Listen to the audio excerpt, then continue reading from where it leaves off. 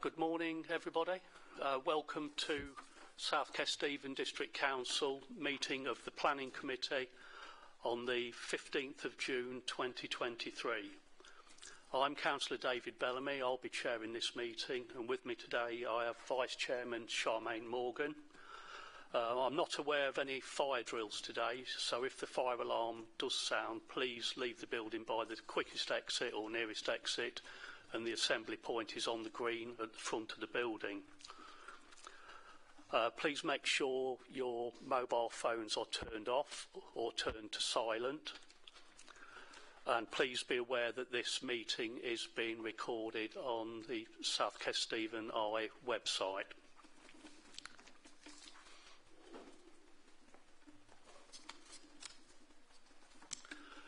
With me today, I have Assistant Planning Director Emma Whittaker, DM Manager Phil Jordan, Legal Services Arvic Jackson, Democratic Services James Wellborn. I'll read out the list of public speakers. The public speakers, we've only got one agenda item, which is S21 2443, which is the local impacts report for the Mallard Pass application. The speakers are portfolio holder Phil Dilks, District and Ward Councillor Barry Dobson, Rosemary Trollope-Bellew and Vanessa Smith. I believe two of those are going to be read out by probably James. Rosemary, I think Rosemary is here. Yeah, Rosemary's here, thank you. Parish Councillor Tony Barker, for Gretford Parish Council, and the Mallard Pass Action Group representative should be here. Right, thank you. That's Susanna Holloway, I believe. Thank you very much.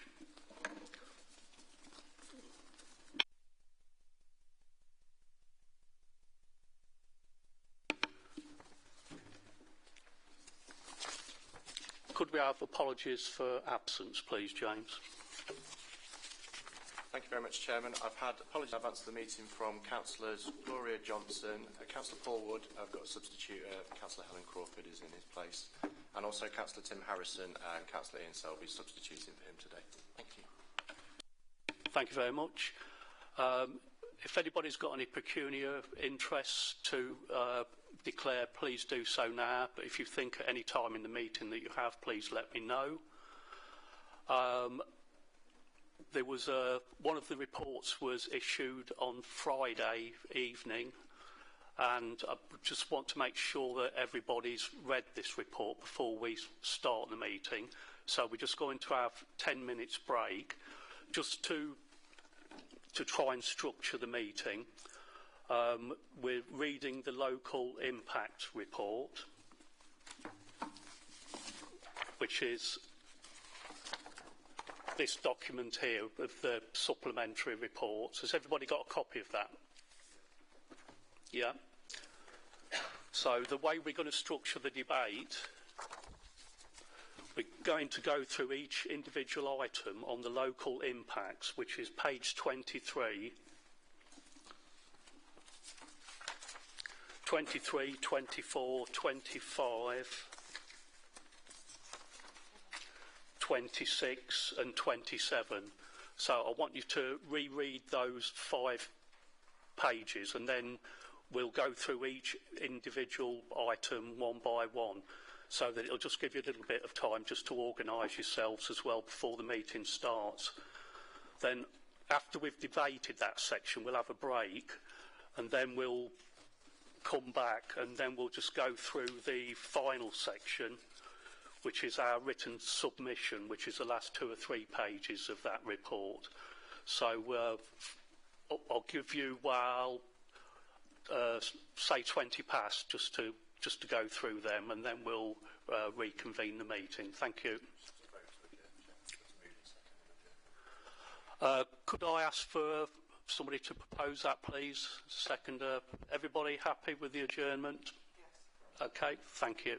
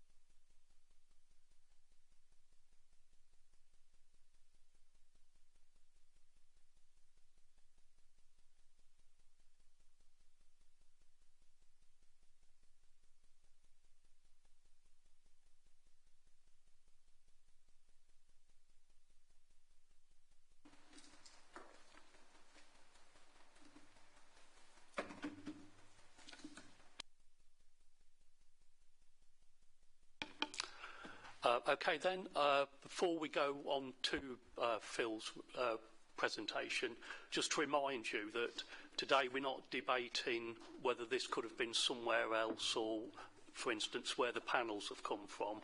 We're just debating what's in the report and what impact this will have if it did get permission to be built. So basically from construction to the various topics that are in here. So we're looking at the impact of, we can almost assume that it's been built and what impact it's going to have on the local area and the district as a whole. So I'll hand over to you, Phil, for the presentation. Thank you.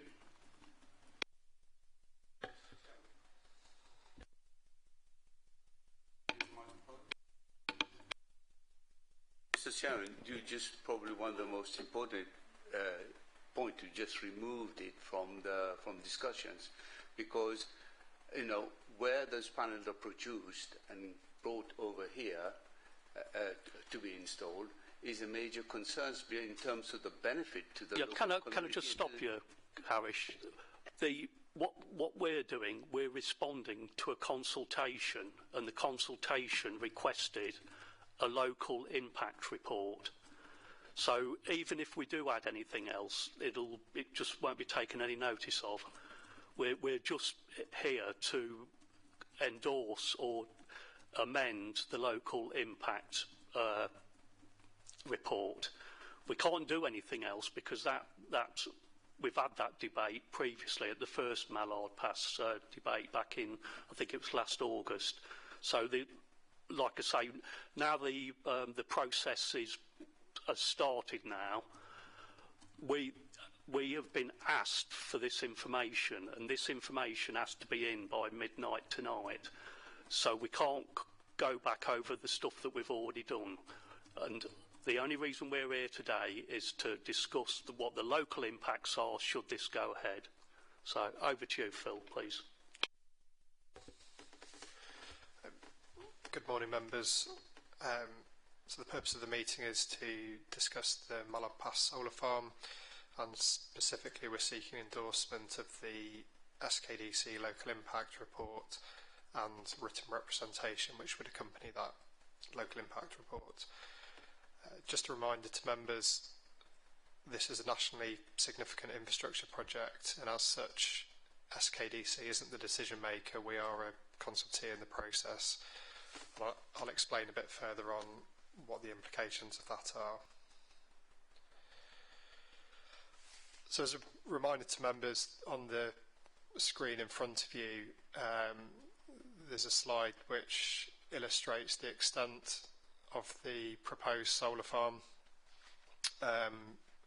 For members who may not have been involved previously, we're in the southern corner of the district, and crossing over into Rutland. So in the middle of the picture here is Essendine, which is in Rutland, Carlby in South Kesteven to the north of the solar farm. The light blue shaded area that's on the screen there, that's the areas where the solar panels are proposed to be located, and the green areas are mitigation areas, so used for additional planting and biodiversity enhancements, but they wouldn't have solar panels on them. The orangey area there, which appears to be relatively small but is actually in itself a very significant area, that's where the substation and electric infrastructure that would enable this to connect into the grid would be located.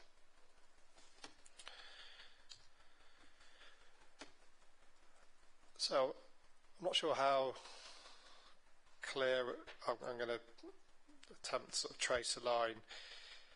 I don't think when we've looked at this previously it's been particularly clear how much of the solar project is in South Kesteven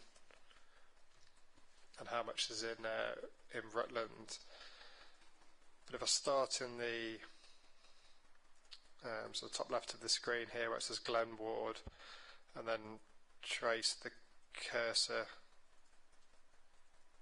around, you can see all the land where my cursor is now. This is within South Kesteven, and then the remainder is within Rutland. So a large extent of the or a larger extent of the proposal is within the Rutland side, but there are still significant parts of the development that are within South Kesteven. And of course, given the nature of the project, we're looking at this collectively and cumulatively. You can't easily detach those two areas from each other, and you'll be very aware when you walk around this area, drive around this area, there's apart from the occasional road markings, there's no obvious delineation between Rutland and South Kesteven. Particularly the agricultural parcels, they there isn't a line on the ground, and if you stood in one area, clearly the visual impact crosses over. So I think it's relevant and useful to understand where the split of the land is, but to some extent a lot of the impacts, and particularly the key impact, the visual impact, does have that cumulative impact and effect between the two areas. Again, a slide on the screen here just shows the development consent order process, and this was one of the slides we used when we talked about the scheme at the pre-application stage last August. We've now reached this fourth arrow along on the screen, which is the examination stage. So there was a year or so of pre-application stage, which involved 2 significant consultation periods before the applicant finalised their proposals and submitted the scheme to the Planning Inspectorate in November last year. What then happens is the inspector has to make a decision. It's a bit like our validation process of whether or not to accept the application, which they did. And then there's a pre-application stage, which we've been through, which allows interested parties to register, set out initial views on the project, and we're now, as I say, here into this examination phase, which will last for 6 months, and we'll have to conclude, I've got the exact date later on in November this year. A key part of this from a local authority point of view is the submission of this local impact report and written representation, but that certainly isn't the end of our involvement as a local authority, and as set out in the Rule 8 letter, which was appended to the initial report, that's the timetable of hearings and various deadlines for written submissions that will take place over the next 6 months. At the end of the examination period, the Planning Inspectorate is required to make a recommendation to the relevant Secretary of State, and it's the Secretary of State who is ultimately the decision maker on whether or not this project will go ahead or not. But clearly that will be largely informed by the Planning Inspectorate's recommendation.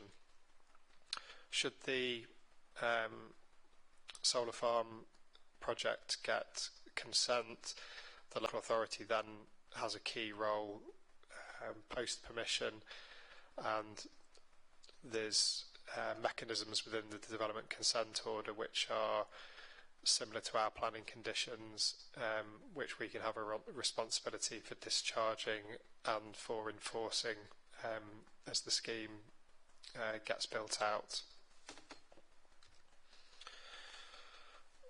So some of this slide goes over the points I've just said. We're now in this examination stage. It's a 6-month process, and it has to conclude by the 16th of November this year. As I say, for interest and for members, the Rule 8 letter, which sets out that examination timetable, has been appended in full to the report and gives you an idea of, the number of hearings and deadline written submissions that will take place between now and that date.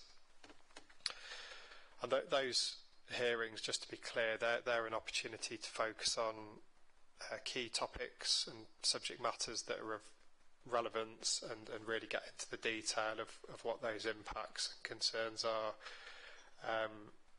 And accompanying that at each deadline stage, there's a set of written questions that the Planning Inspectorate put to not just the local authorities but to the applicant and some of the statutory consultees, and they require written responses, and again that's designed, it's a fairly iterative process to build up a better understanding and get to the detail of the concerns as the examination takes place. So where we are at the moment, and it's actually today, and that probably gives an idea of we did get a minor extension for the local impact report, but the Planning Inspectorate are pretty firm on the timetable and the dates that are now set are, I would say, pretty well set, and we have to keep to those in order for our submissions to be heard and taken account of. So at the moment we're on deadline 2, which is just before midnight tonight, and our key involvement here is to submit the local impact report and the written representation, which is what we're asking for endorsement of. Alongside that, we have got issued to all parties is some initial questions from the Planning Inspectorate, which we're working through with technical support and advice where needed, and we'll be responding to those from an officer level. So briefly, what is a local impact report? The local impact report is defined as a report in writing giving details of the likely impacts of the proposed development on the authority's area. We haven't written the report in a overly technical or detailed manner because, as I've explained, that further interrogation of the impacts comes through the hearings and further in the process. It's really an opportunity that happens early in the process for the authority to set out, based on our local knowledge, what the key local impacts, positive and negative, of the scheme are, and that then allows the planning inspector, the examining authority, to understand which areas require focus through the hearings as the process unfolds. The written representation, as set out on the screen, can cover any matters relevant to the proposal, and this is the opportunity for the council to set out its overall position on the application. That doesn't happen in the local impact report, which is more of a factual and stated sort of statements around the local impacts. But the written representation, there is the ability for the council to form an overall view on the application.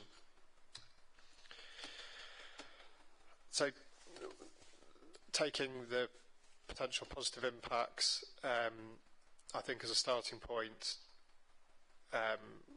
we accept the scheme would make a significant contribution towards renewable energy generation. The council's declared a climate change emergency, and the council has permissive and positive policies within its local plan for consenting renewable energy schemes, and indeed members that have been on committee for some time will know and understand, as an authority, we have consented solar farms, and some of which are of a significant scale.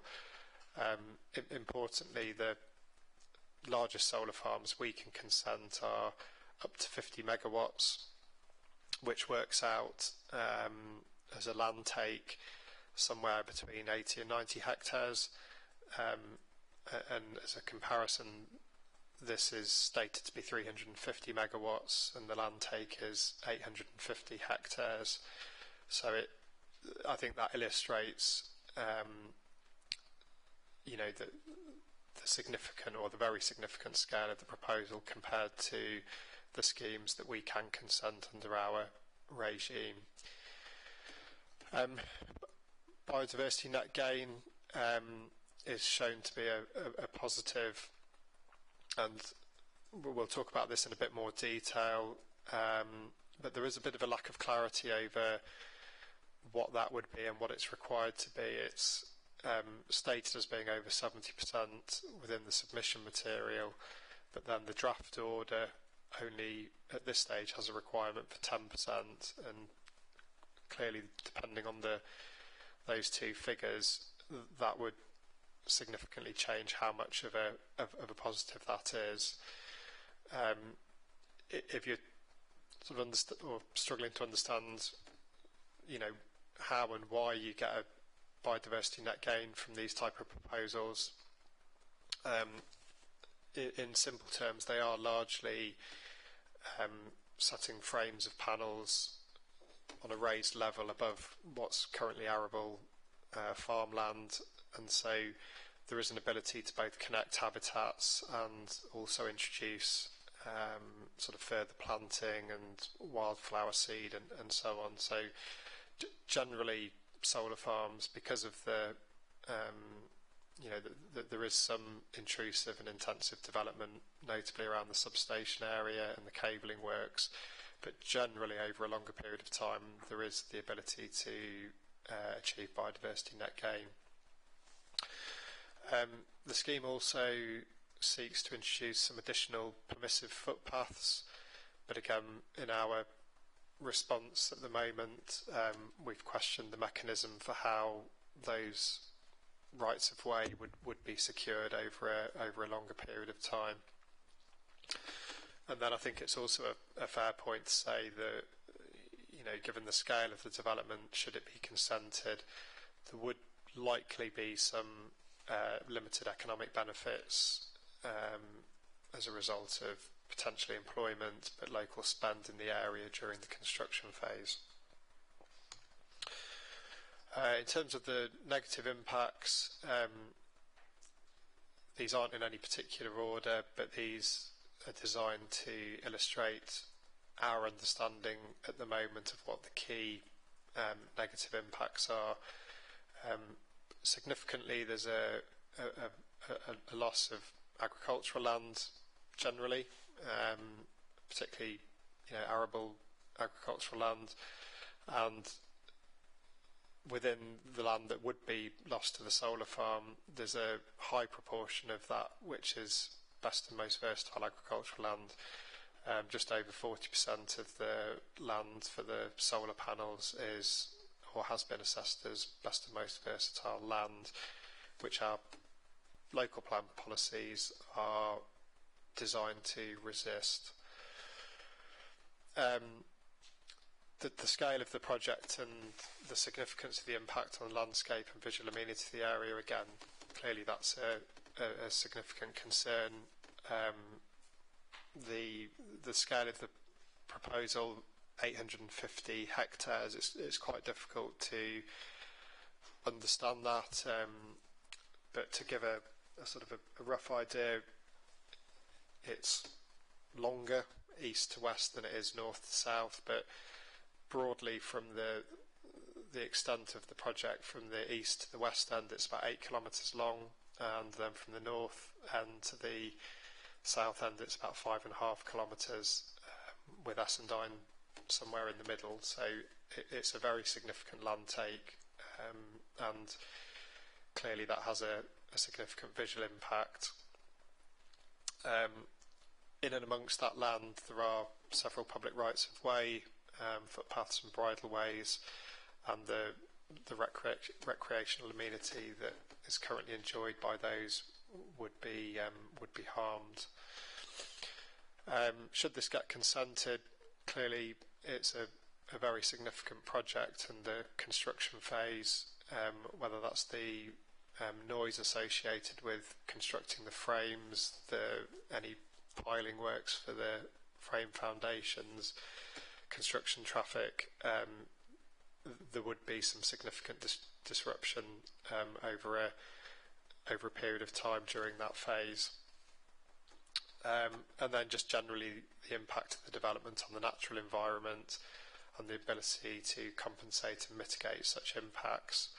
And that last point strays into some of the mitigation measures and questions that we've raised around the mechanisms and the mitigation for compensating things like the ecological impacts and the landscape and visual impacts. So in summary, as I started off with, the climate change benefits associated with renewable energy production are recognised, and the Council, clearly having declared a climate change emergency, is aware of those issues and sensitive to those issues, and acknowledges the benefits of renewable energy production. However, this scheme is of such a scale. It would be unparalleled in terms of any current operational sites in the UK. There are a number of other schemes at various stages of planning at the moment on this utility scale for solar, but in its own right it would be of an unparalleled scale, and particularly for our rural area and anything we've seen or consented to date in South Kesteven. As I've already said, this is one of a number of other NSIP solar farm schemes under consideration. Several of those are within the wider Lincolnshire area, and there's that. I guess that amplifies the significance of the issues around loss of agricultural land. As I've set out, the benefits of the scheme are acknowledged. However, we have questioned how many of those benefits would be on a local level, and I think that's a key question.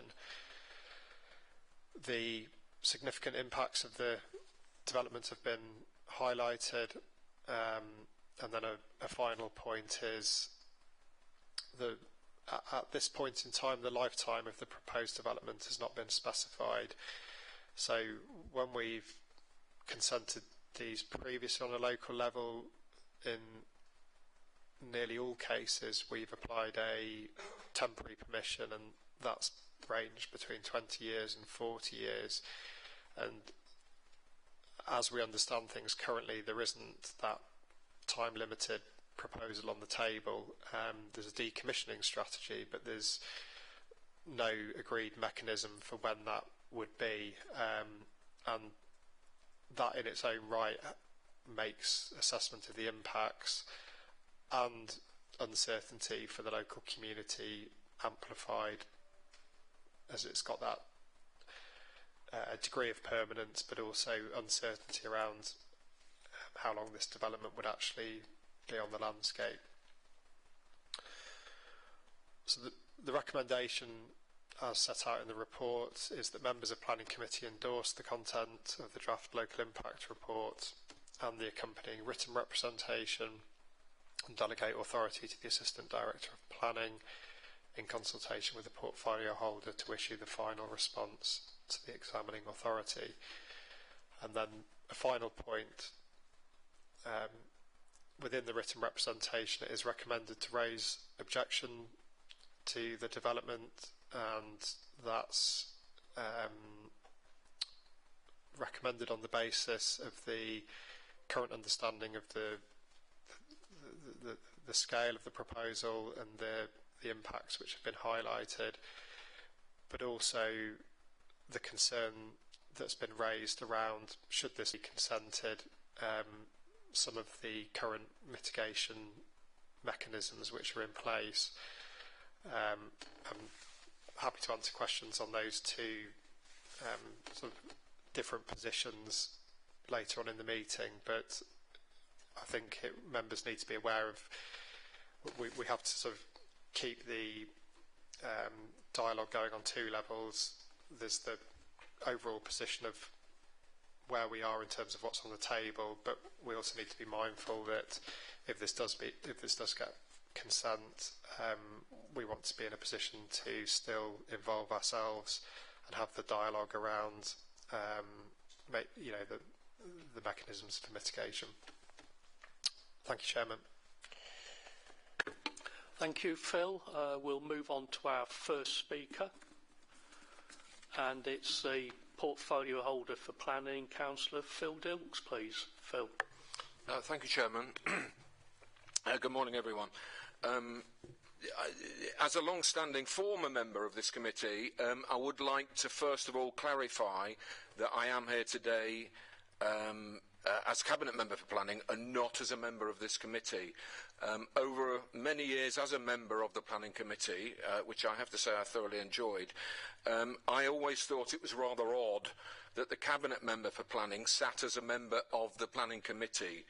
And now, having taken advice, it's fair to say that there is nothing legally or in official guidance to prevent that from happening. However, I believe there are potential conflicts of interest between the two roles, and I also note that the Local Government Association guidance on these matters says that it is highly unusual for the Cabinet Member for Planning to sit as a member of the Planning Committee.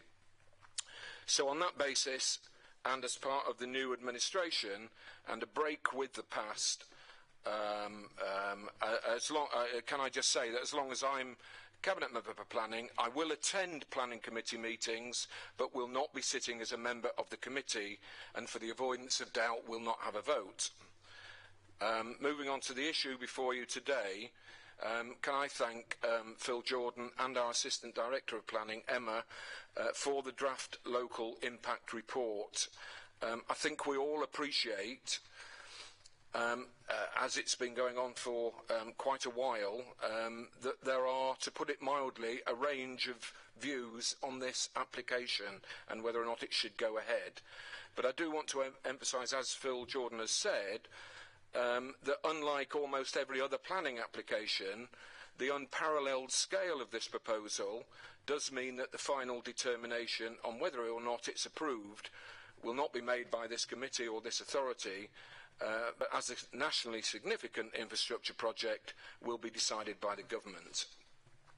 What you are being asked to do today as a committee, as you're aware, is to endorse the local impact report, which examines the positive and negative potential impacts as far as possible, and effectively recommends that we, as an authority, restate our previous public position made in February of this year, that we have concerns, including the proposed mitigation measures, leading to the view that the extent of the impacts is difficult to quantify due to these uncertainties and lack of clarity.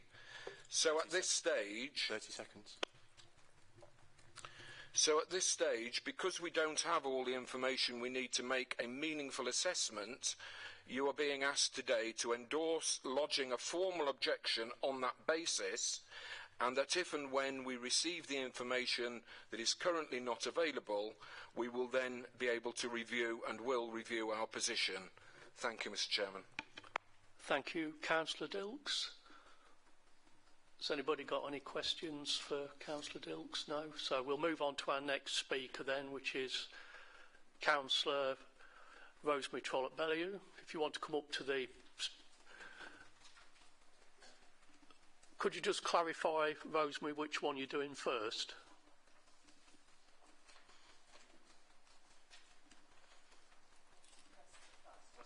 Yeah.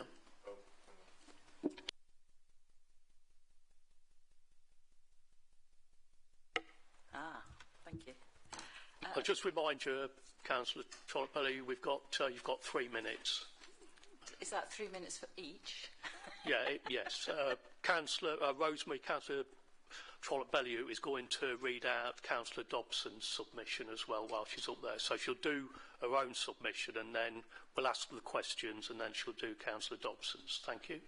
Over to you. Thank you, Chairman. I was actually going to do it the other way round. That's absolutely fine. Thank you. Yep. Thank you, Chairman. Thank you, ladies and gentlemen of the committee. This is, as Chairman said, has been written by Councillor Barry Dobson, who gives his apologies for not being able to come here today. And he says, although I am in favour of power from green energy sources where such installations do not negatively impact on the environment in the case of the Mallard Pass solar farm proposal, however, is in breach of causing an intolerable demise of local wildlife, denouncing vegetation, including trees, as well as the loss of valuable agricultural land and destruction of recreational walks such as renowned Macmillan Way, which runs from Dorset coast to the Lincolnshire coast. Furthermore, the energy produced from this proposal would not serve the local community, but would be transported to properties elsewhere or to the railway. The proposal shows a scattergun layout, which will with effect bring about the loss of farming and recreation. The proposed layout is a tessellation of irregular zones. these irregular parcels of land will be secured by some 25 miles of high fencing, which over time will deteriorate, as will the panels and the battery storage units, with no responsibility on anyone to maintain. The DC power for solar farms will be converted to AC. This is well known, of course, but the advantage of AC is that power can be transported to smaller size cables. DC power, on the other hand, requires a far larger cable that needs to be laid underground in large-scale trenches. This will uproot huge amounts of land to a considerable depth throughout the solar farm and into neighbouring residential areas until it reaches the substation at Ryle. Large-scale trenching required will continue throughout the site and into nearby villages, especially Essendine. Destruction of what is currently an idyllic area would be disturbed and permanently erased. Wildlife habitat and vegetation will be destroyed, but not to mention the disruption to nearby residents and traffic for months, if not years. Thank you, Chairman. Thank you. Would you like to answer questions on that, or just get on with the next one? If it's agreeable, I'll continue with mine. Yes, that's fine. Thank Yeah. you So very again, you've got 3 minutes. Thank you. Thank you, and thank you again. As we said before, thank you to everyone for allowing me to speak as councillor for the local area. I have received more correspondence and attended more parish council meetings about this one subject than any other in the 12 years I've been a councillor, and the objections continue. My concern with this development, apart from the scale, is loss of best and most versatile land. Some mitigation has taken place since the start of this process, but it still has about 40% of grade 3A and upwards in South Kesteven as being used for solar panels, and I would welcome more detailed mapping of the types of soil. We must remember that food security is becoming as important as energy security. This is not the time to sacrifice yet more UK food production and increase our reliance on imports. I don't want Lincolnshire to become known as a county for having the greatest number of solar farms instead of the county which produces the best food for our country. As councillor for Gretford, they have grave concerns about trafficking of soils and faster water runoff from the panels, as both will increase the risk of flooding to an area that is already in flood zone 3. The construction and soil plans need to be more robust than at present. Given that there is no date for the scheme to end, as the time is unlimited, will the land ever be fit to return back to agricultural? I think we need more evidence for that. Should we not be encouraging our developers to include solar on each roof of new builds, whether housing or industrial units? This is the District Councillor's opportunity to show that we are with our residents and forward a strong impact assessment why this application should not go ahead. Thank you. Thank you. Has anybody got questions for the Ward Councillor? Councillor Bisnelson, please. Thank you, Mr. Chairman. Thank you, Councillor Trogbolu. And I know you passionately care about the environment. During your courses of meeting various people in the town or various meetings you have gone through, have you seen that there is significant support from the local community for this project? No, as I say, there's very limited support, even by from all different ages. Even those you would think would want to support it are against it. Councillor Whittington, please. Yes, thank you, Mr. Chairman. One sort of question which you might not be able to answer, but it relates to something from Councillor Dobson's submission when he talked about the 25 miles of fencing around the whole site, which I think gives some context of the sheer size of this proposal. And we've seen about public rights of way. How are public rights of way going to be protected if there's fencing all around the site? I'm really struggling with Mark, could we save the questions, Okay. please? Have you got one for that Councillor Trogbolu can answer, please? Okay, sorry. Okay. Yeah, it was. Well, I could answer it as I understand it. They're going to be doing walkways through, dividing the various areas up where the solar panels are, so that it gives access, particularly as I understand, for wildlife to have like a corridor to get from A to B. Yeah, thanks. And my second question was, second question was to you, because obviously I'm aware you have a background in farming and whatever, and it is my concern is around the impact on food security and that sort of thing, and the fact that it's, I mean, the 40% of this is the best agricultural land. You spoke about needing a more robust soil policy. Just wondering if you could provide a bit more information around your concerns over that. Thank you. Well, I just think it would be useful to have that information available so that we do know where the best and most versatile land is in our district. Thank you. No more questions. Thank you, Rosemary. The next speaker, please. Oh, it's Ward Councillor Vanessa Smith, and James is going to read out her submission. Over to you, James. Thank you. Thank you, Chairman. I should also, it's remiss of me, I should have given Councillor Smith's apologies because she's a member of this committee, so she has sent her apologies today, but she's submitted a written statement as the ward member for, if I get this wrong, Rosemary, can you tell me Keswick Ward? Thank you. So, as the elected representative for Keswick Ward, I would like to speak on behalf of my residents. The proposed Mallard Pass development sits within my ward, and as such, discussion around the impact of this was a hot topic on the doorstep in the lead up to the election, particularly within the villages of Uffington and Gretford. From those I spoke to about Mallard Pass, I would estimate that around 90% of residents were opposed to the plans. Whilst it's widely acknowledged that we must reduce our reliance on fossil fuels to meet targets on climate change, many residents felt that other approaches should be considered first, such as mandating the installation of renewable energy sources on all new builds before subjecting vast swathes of the surrounding countryside to an uncertain future. Some residents were sceptical about the true environmental benefit of this development. They were concerned about the international purchasing of PV panels, loss of agricultural land and associated threat to food security, potential pollutants from battery chemicals and, in time, the decommissioning and uncertain future use of the site. There were very real concerns about their proximity to the site, its sheer scale and the visual impact that it would have.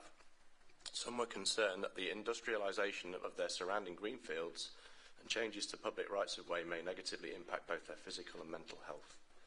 As already highlighted, the policy on renewable energy generation states that proposals should not negatively impact on the district's agricultural land asset, and proposals should demonstrate the support of affected local communities. These plans fail to meet either of these points. Firstly, 41% of the land in question has been graded as best and most versatile. Given that many similar plans are being considered nationally, negatively impacting food security could become a real risk. If additional food ends up being imported as a result of this scheme, then surely any net carbon saving would be significantly undermined. Secondly, there are very few benefits to the local community and there is little public support. On the 11th of May 2023, the Department for Energy Security and Net Zero proposed that communities who agree to host onshore wind farms would benefit from new reward schemes, including potentially lower fuel bills. Are any local reward schemes being explored here? Finally, the local impact report from SKDC states concern about traffic generation and advocates that the Highway Authority play a leading role in addressing this. The area around Mallard Pass is rural with multiple single-track country lanes. There are a large number of local quarries. The surrounding villages already see a high number of aggregate lorries inappropriately using these routes, as well as daily commuters and farm traffic. The proposed traffic mitigation seems inadequate to prevent destruction of verges and maintain road safety for other road users, particularly cyclists and horses. To summarise, I support the findings of the local impact report and written representation from SKDC. I feel it objectively reflects concerns and highlights many of the issues raised by local residents. To object to these plans is a view shared by residents in my ward, as well as being in keeping with my own view. Thank you. Thank you, James. Just one comment on what James just read out. I think the battery storage part of this application has been removed, hasn't it, Phil? It was in there originally, so there's no battery storage within this application anymore. Councillor Milnes, please. Do we know why that's been removed? Will it come forward later on?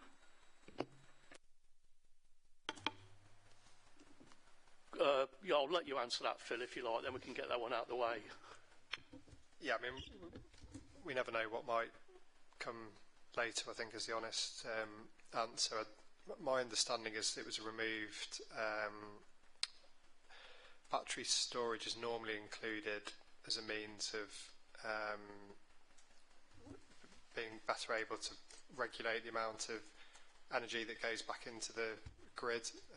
Sometimes there can be capacity issues with how much the grid can accept, and I think in this particular circumstance there's enough capacity that it wasn't deemed necessary to have that battery storage on site. That's my understanding of why it's been omitted.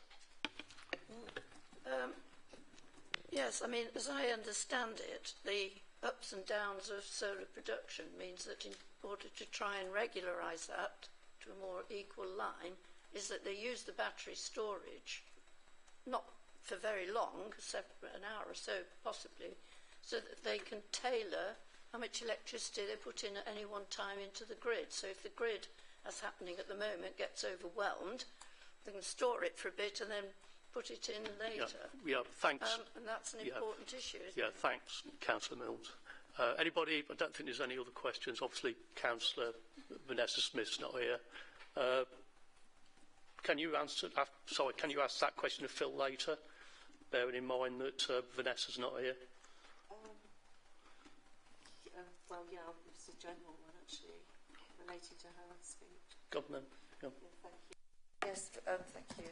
Phil, I was just going to ask, one of the points that Vanessa made was regarding the feedback she's had on the impact on mental health and well-being. What sort of weight can we give to this?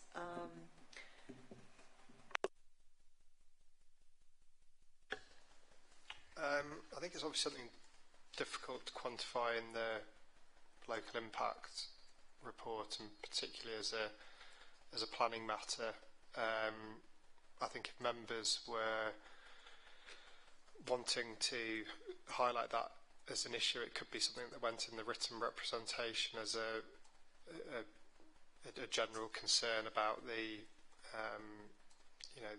the uncertainty of the development, or words to that effect, and the impacts that could have. I think that would be where it could be included, but it would obviously need consensus from the committee. I think it could come under amenity as well. I would have thought it's part of local amenity and well-being. So we'll move on anyway. The next speaker, please,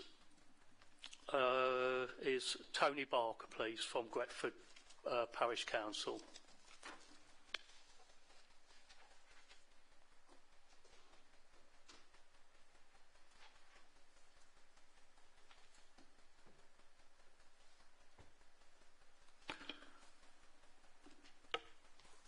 You've got 3 minutes, Tony. So thank you.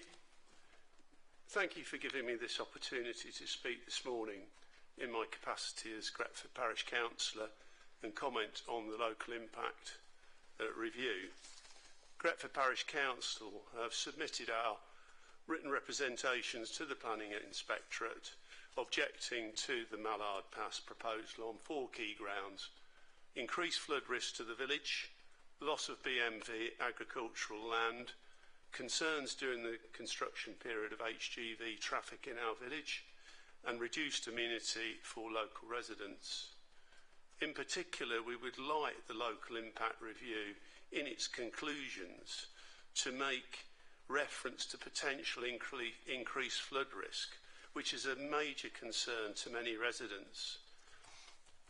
Gretford Parish Council have had the benefit of Chairman Phil Britton's expertise as an agronomist who has reviewed and challenged technically in detail Mallard Pass's outlined surface water drainage strategy, which we do not believe adequately deals with the increased risk of surface water runoff from the scheme, in particular 530,000 solar panels.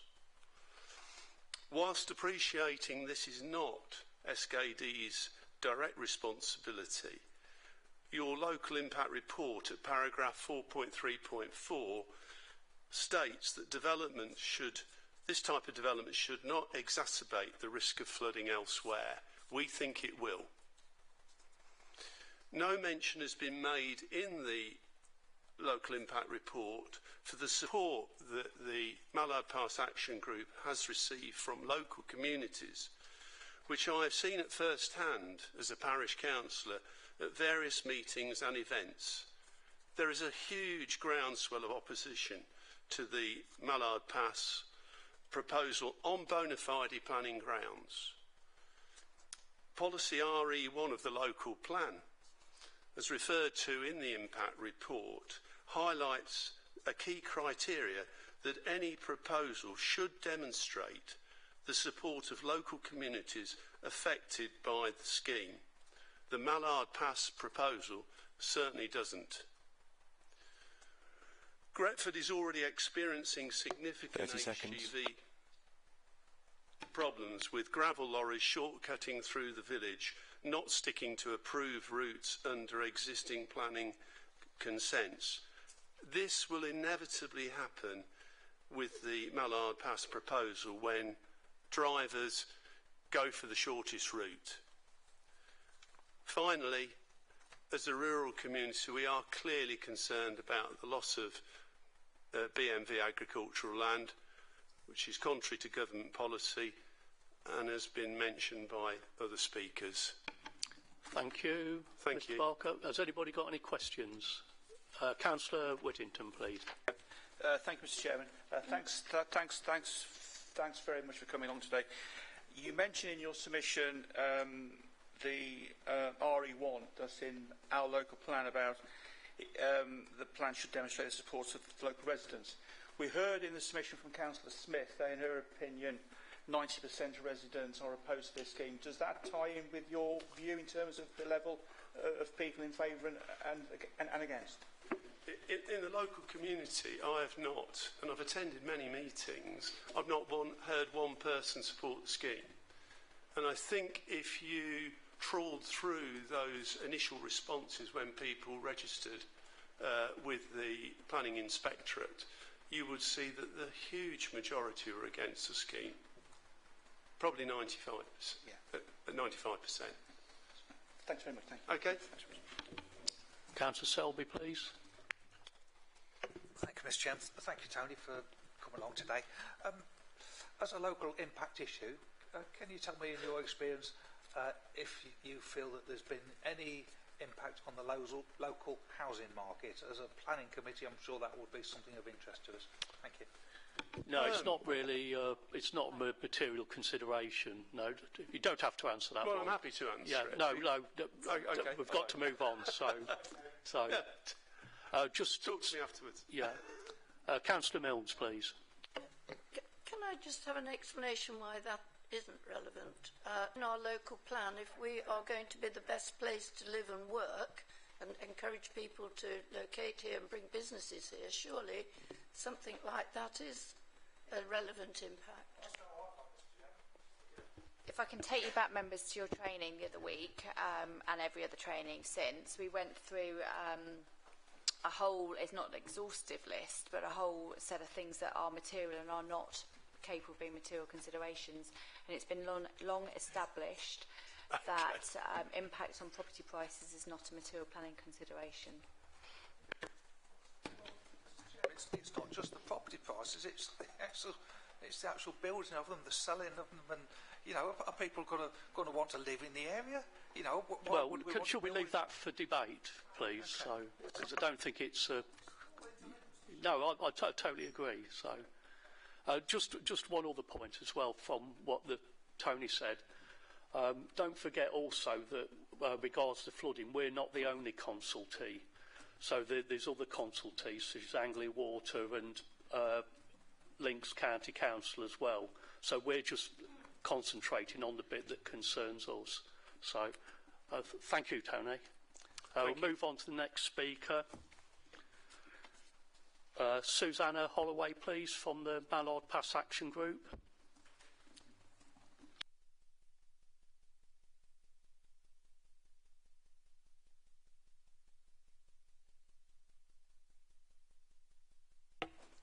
Good morning.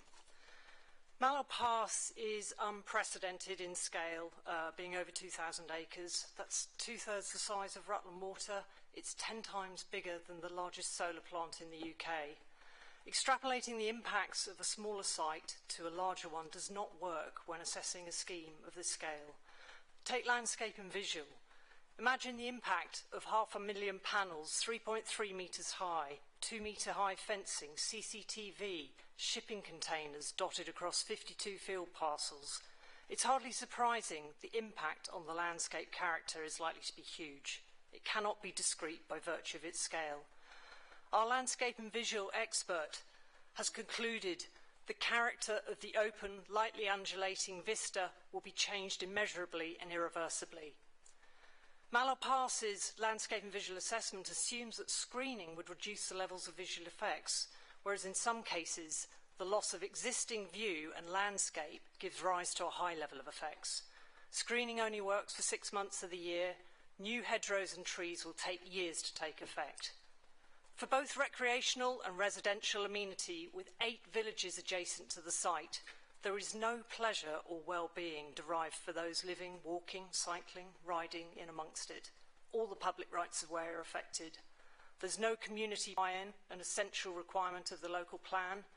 2,400 people have signed a government paper petition so far, and of the 1,200 people that registered with the planning inspectorate recently, 95.7 are opposed to the scheme. The site was chosen for the grid location. All the other design elements have had to be retrofitted. Even the grid location is suboptimal. No battery storage. National and local policy is clear about B&V. Mallow Pass never attempted to select a site in the first place based on poorer quality or brownfield land, hence ending up with 41% B&V. Biodiversity, miles of fencing and solar panels will create an unnatural environment, restricting habitat corridors and forcing behavioural changes. The biodiversity net gain matrix does not measure the effect on species. It just relates to green infrastructure. The figures are questionable. Mallow Pass claim biodiversity net gains, but environmental schemes work just as well to achieve the same 30 goal seconds. and don't sacrifice agricultural land. The fact this application is not time limited means the Secretary of State has to determine if he treats it as permanent or temporary, introducing much uncertainty and a lack of clarity with the application. There are no discernible local benefits. There are no cheaper tariffs to be had.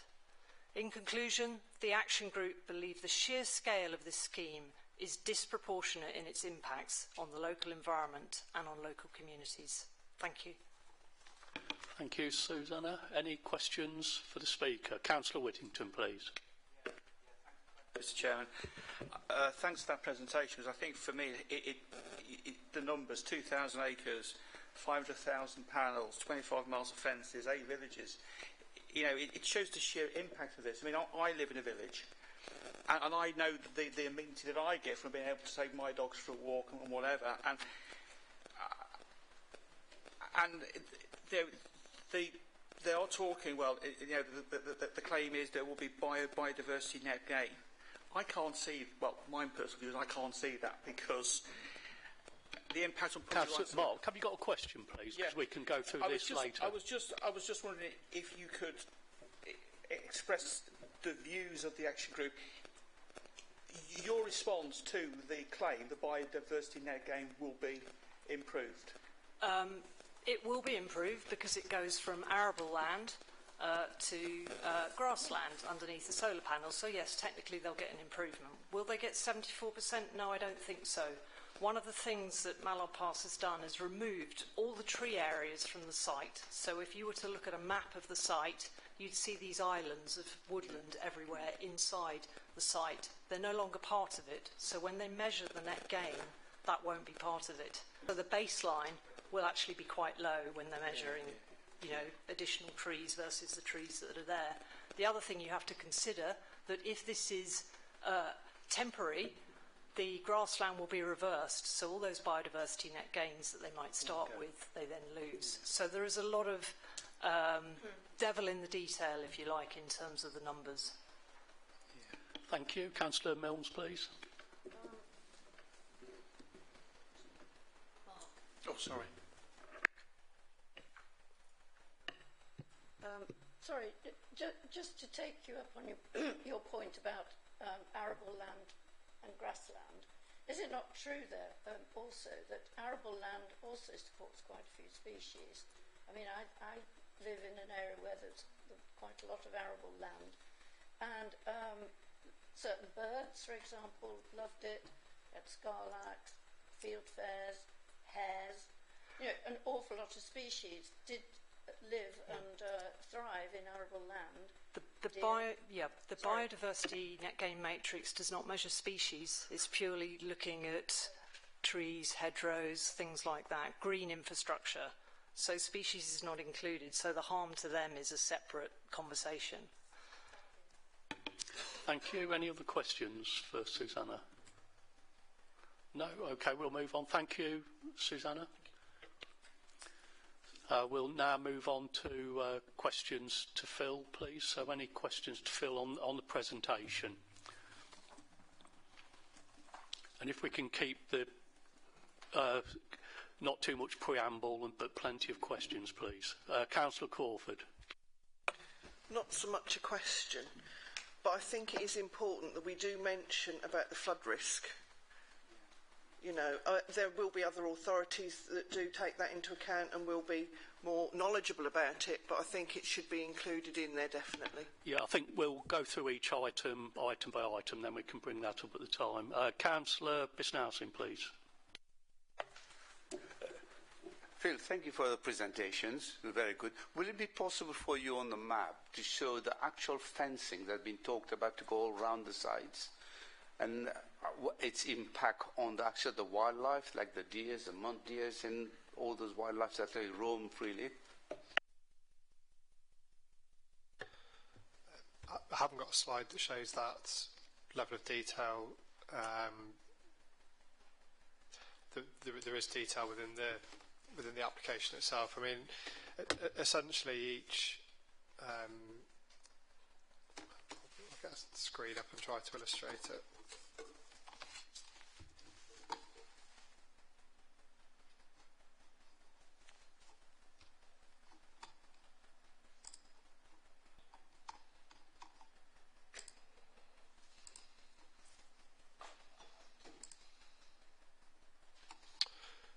Yeah, so if you look on the screen there, you can see the blue areas where the solar panels would be located, and typically they sit around individual field parcels. You can see sort of spaces in between. I think one of the questions was around how would the rights of way be protected, and for example where my cursor is here, I believe that's the route of one of the public rights of way, and there are designed to be setbacks from things like the public rights of way, but essentially a lot of the individual fields typically have fencing around them, but that's the best information I've got to show at the moment.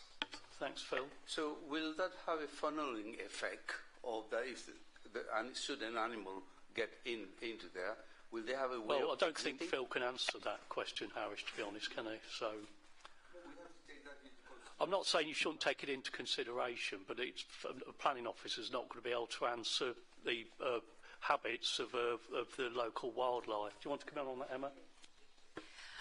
So I think what we've got to bear in mind as well, members, is we've got a long process to go with this development consent order, and there'll be a series of sessions which will look at various topic areas, and I imagine ecology will be one, landscaping will be one, loss of agricultural land maybe another. There's also lots of other experts out there, such as Nature England, the Wildlife Trust, who are probably better placed to provide that technical commentary, objection support, whatever their positions may or may not be, to the inspector. So I don't think this is a missed opportunity now. I think we understand that their concerns. We just may not yet have all of the detail, but please be assured that there are other experts that we are working very closely with to make sure these points are all covered and that they are using their technical expertise to provide the inspector with the best information and the best commentary available. Thank you. So I don't want to cut you off, Arish, like I say, but we're here for the planning stuff, like I say, so things that are very detailed stuff like that. And I mean, it's a waste of time asking Phil that sort of question. So, Councillor Crawford, please. It was... Councillor Selby, then, please. Thank you, Mr. Chairman. First of all, thank you, Phil, for your presentation. I'd just like to ask, in relation to going back to the August 11th meeting, Mr. Chairman, we had a peer review of the land and soils in relation to that, and also the biodiversity that's been raised already this morning. There was a lot of concerns in that, Phil. It was a traffic light system, and there's a lot of red lights and yellow lights in that. I was just wondering, why that isn't in today's report, and also are these concerns being addressed? Basically, there's an awful lot in there, Phil, as I'm sure you're well aware. Thank you. Yeah, so it's set out within, I think it was in the cover report. We jointly with Rutland County Council, we've retained the services of Stantec, who've done a sort of a compliance review of the environmental statement that was submitted, and that is appended to that's the updated Stantec report that's appended to the initial submission pack, and that broadly sets out that they consider the environmental work that's been undertaken is compliant from a legislative point of view. So effectively they followed, it's of course considered they followed best practice, and that provides sufficient information to make judgments. I think as we go further into the process, particularly that topic area around best and most versatile agricultural land, as a council we have that work that was done by Reading Agricultural Consultants, and some of those more detailed points around the survey work may come out in the hearings. And I mean, in simple terms, effectively what happens when the information that exists around agricultural land classification is very, very high level, the mapping that Natural England holds. And so whenever planning applications want a more detailed look at what's on the ground, applicants and developers are required to go out and take soil samples at various points over the land, and depending how many soil samples they take will build up a picture of the soil quality within that particular field. But even within a field you can take different samples and get different soil qualities, and so it can be quite a difficult area to pinpoint 100% what the soil quality is at any particular point, because you're always just taking samples and then trying to build up an overall picture. So the information that we've got is that 40% of the land that would have panels in is considered to be best and most versatile land, but that's not necessarily 100% accurate. It's just the best information that we've got in front of us. So I suppose in short, I suspect that particular scrutiny of the survey work and exactly what the impacts and what the soil quality is across the site will be an area that will be further scrutinised and debated in one of the specific hearing topics. Councillor Crawford, please. Can we consider the carbon footprint, not only the delivery, the travel and the disposable at the end of whatever term it may be? The panels might be there 10 years, they might be there 80 years, we just don't know. I think we're just here to do the local impacts, unfortunately. So. Well, it's a climate change emergent. We're on a catch-22 because of We want the solar panels, but we don't want that many. You know, travelling down to London on the train, you see a field of solar panels. You don't see a vast swathe. And losing good land, we can put solar panels on buildings, we can't grow potatoes, wheat, whatever, on my roof, but you can put a solar panel. Thank you, Councillor Crawford. I don't think there's a question there. Hold on, Councillor Mills, I'll put you down. Councillor Whittington, please. Thanks very much. As I was going through the presentation, one of the big questions that was in my mind was the sort of this view that there would be a improvement to biodiversity net gain, but on the other side, us saying there'd be a considerable impact on the local environment. And it wasn't until the lady from the action group who spoke when I realised that species were not included in the diversity net gain, which to me seems quite ridiculous.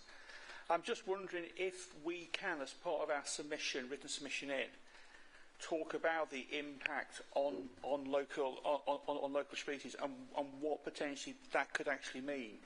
You know, because we've seen over the last 30, 40 years, because of changes in agriculture, the impact on species and whatever. And I really think that's important. And there must be somewhere that we can actually refer to our concerns over the impact on local species. Thank you. Just don't forget, Councillor Whittington, we're not the only consultees. So Lincolnshire Wildlife Trust and Rutland Wildlife Trust will be there. But I'll let Phil answer it. But like I say, they'd probably be covered by those. So. Yeah, I've noted the point, and I think it's a good and fair point, and I think it's something we can include in the written representation. There is reference to recognising the importance of other consultees and areas of expertise, and an important part of the submission at the moment is to effectively not close off issues where we have got issues of or points of concern. So I think it's something that we can pick up in that cover written representation. Okay, thanks, Phil. Councillor Gadd, please. Okay, there was something I picked up on where you said it's an unparalleled build, and I think the size and viability are important because we mustn't forget it's a commercial project. It's not all about just the solar gain for the UK.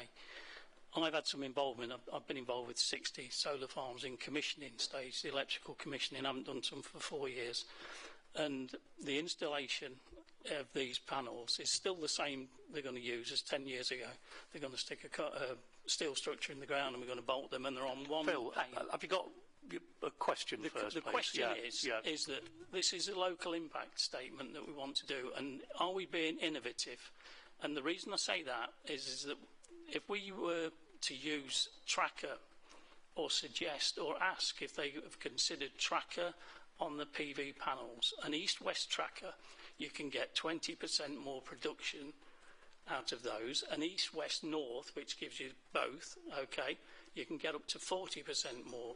And the other thing about that is that it removes the need for a battery storage because it evens out. In the morning, you still get the same production when they need it in the morning at peak demand, and in the evening at peak demand, peak time. And there's a better winter production of tracker panels. Now, all I'm saying Phil, is... I think, the point is, though, that we've got to respond to the application as it is. It is, but I think that if you're talking about an impact statement, shouldn't that be in there that we ask for them to be more innovative? I'll just let Emma and... do you want to? Yeah, I mean, I think I understand the point, and it is a good and fair point, and I think we can include something along those lines. I mean, my understanding is they haven't specified the type of panel at this stage, and there were sort of options left open. But I think one of the questions that has been raised is that if what's being proposed is the land take remains the same, and I think that's the argument, that if a more efficient panel were used, should the land take not be less? But it's not. Effectively, the Commission is seeking land use for the areas set out, and if they put the more efficient panel on, they would just generate more electricity and be able to put more back into the grid. But I think something around that point, around understanding the type of panel, the efficiency of panel, and don't forget as well, this technology develops all the time, and I think a general comment around uncertainty on that and what that means in terms of land take is something we can include. Charmaine, please, if you've got a question. Yes, I'd like to pick up the point about the loss of trees, which Councillor Dobson raised, and also our Mallard group, because just to give you one example, an oak tree has 2,600 species. A mature tree has far more species already living in it than you'll ever get in a meadow that has been replanted. And I'd like to know whether they've taken that into account in any of the measurements. I think it's really important that we are protecting our existing biodiversity, especially as even over a 40-year period, you can't possibly, with new planting, make up for lost biodiversity. I think it's really important we pick that point up if we can. Yeah, again, it's a good point, and actually it's something that's already come back in the initial questions from the examining authority, is around the landscape management plan would seek to put in place a mechanism to protect any new landscaping that goes into the development, but the question has been raised around, should it not include protection of existing trees and hedgerows, which inherently form a large part of that existing biodiversity network, and our drafted response is that yes, it should do. So I think, again, that point and that level of detail is clearly something that's been flagged as a concern by the examining authority, and it's something that can go in the response if it's not clear already around that concern around the landscaping mitigation, including not just new planting but existing elements of the landscape. Thank you, Phil. Excuse me, Mr. Chairman. Councillor. Excuse me, Mr. Chairman. Are you going to go through pages 23 to 27 afterwards? Yeah, we'll do the question. I think we'll have a break after the questions. So, Councillor Bisnowson, please. Yeah. Thank you, Mr. Chairman.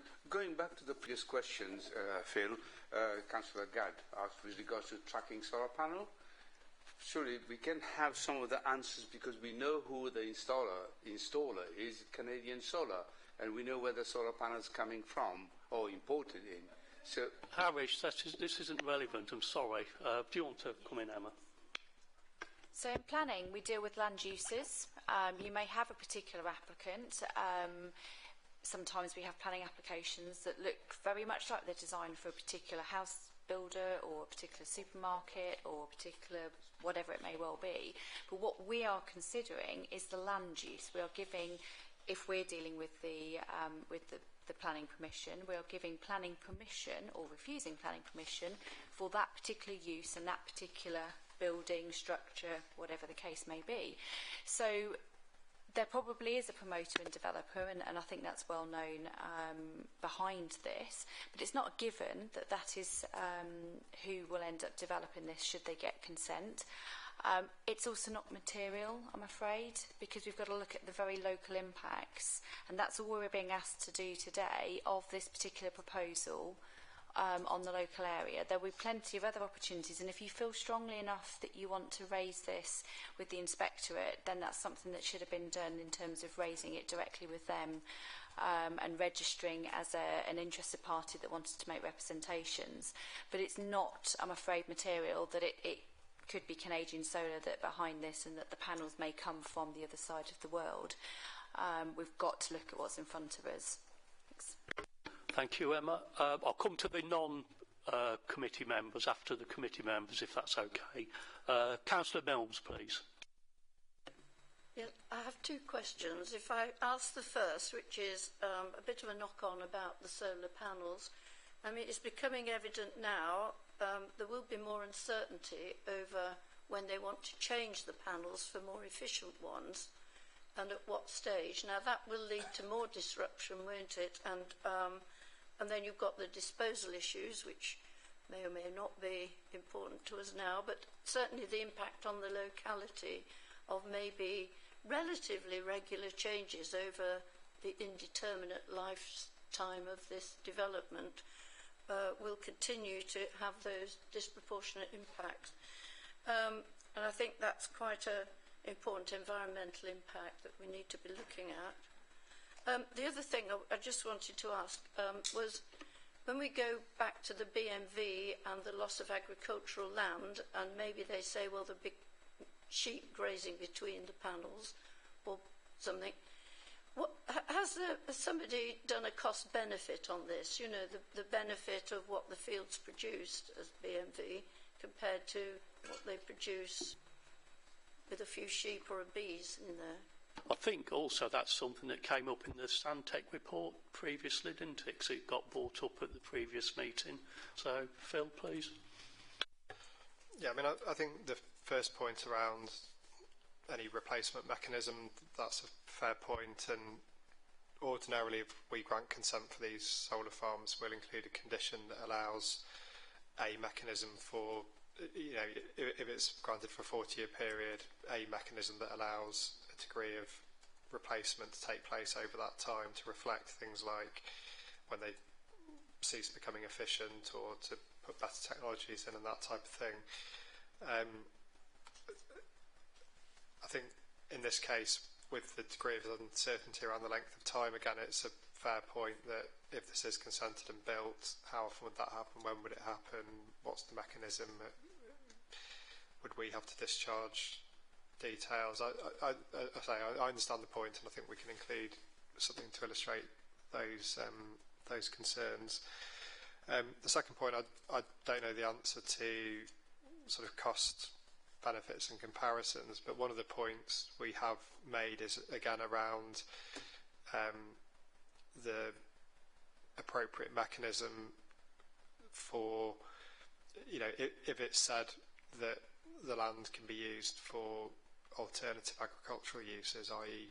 grazing, I think the question we raised at this stage, and it is just quite a broad question, is how is that secured? Is, you know, how many sheep or how many cows, if it is cows, you know, is a very difficult thing, I think, to enforce and secure over a period of time. It's something that's often, you know, put forward as a suggestion up front, but I think the, as I say, ability to sort of enforce that and secure it is certainly a relevant question, and I guess then extrapolating that into any meaningful, you know, cost benefit makes it even harder. So yeah, the question's been raised broadly around if alternative uses are suggested, how would it be secured?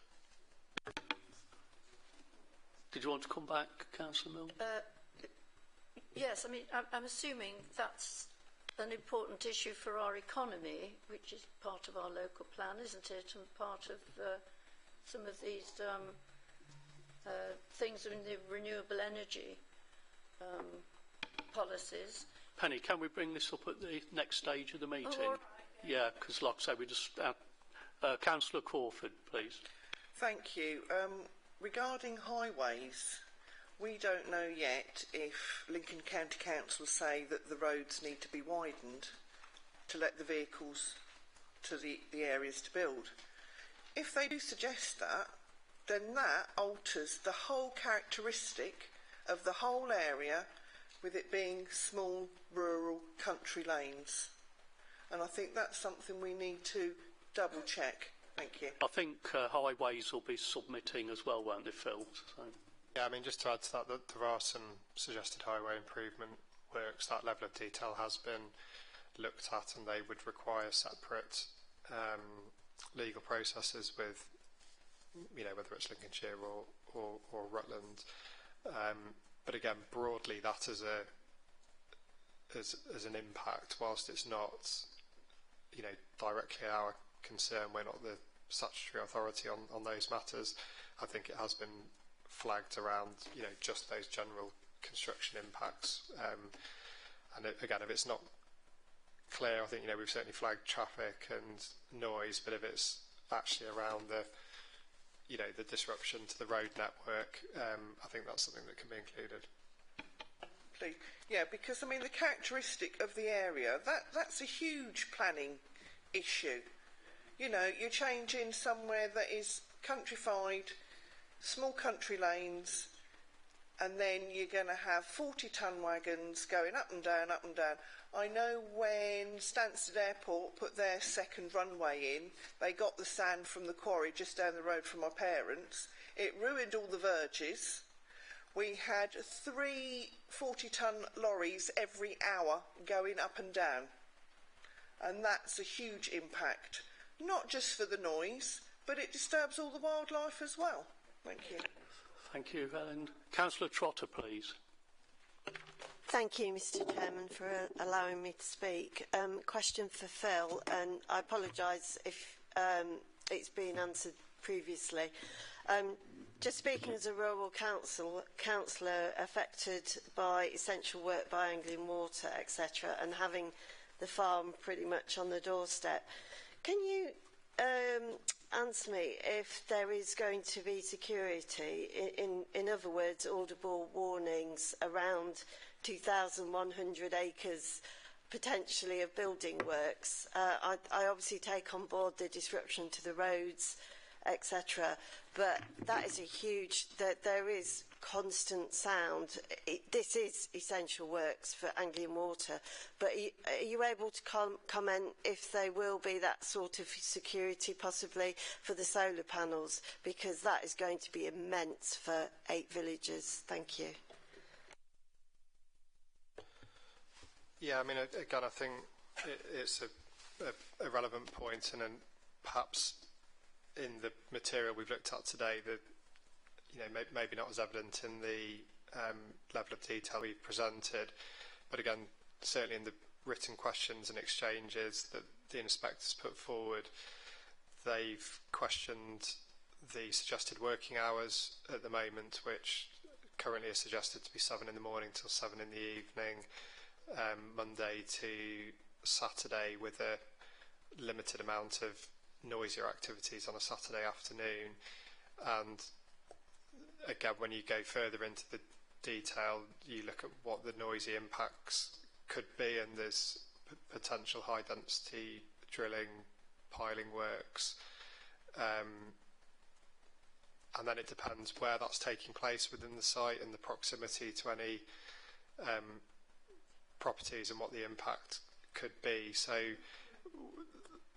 we're sort of getting into that level of detail with support and advice from our environmental protection team, and that will inform our responses around the suggested working hours and any construction and environmental plan that would form part of the consent order. But yes, in short, it's a relevant point and a legitimate concern.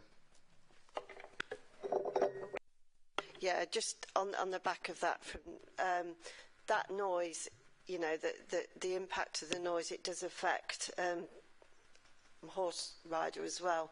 That affects, half the time you can't go past all the machinery, the noise, etc. So that impacts on your horse riders using the bridleways, and obviously I know it's a highways, but roads will get closed for various reasons, and again that impacts on the local walkers, bike riders, and horse riders. So I'll leave it there anyway. Councillor Baxter, please. Thank you, Chair. I've made a conscious decision not to speak to the project in the broad sense, because we've had a lot of intelligent, thoughtful comment already. However, when Councillor Gadd mentioned the tracker panels, it did ring an alarm bell. If we're going to go down that, if you're going to mention them at all, I'd like to ask, is there any risk of noise or vibration, or I should say significant noise or vibration from that, because 500 panels all, at the end of the day, twisting from west I don't back think to that's east? one that Phil could answer, actually, to be honest.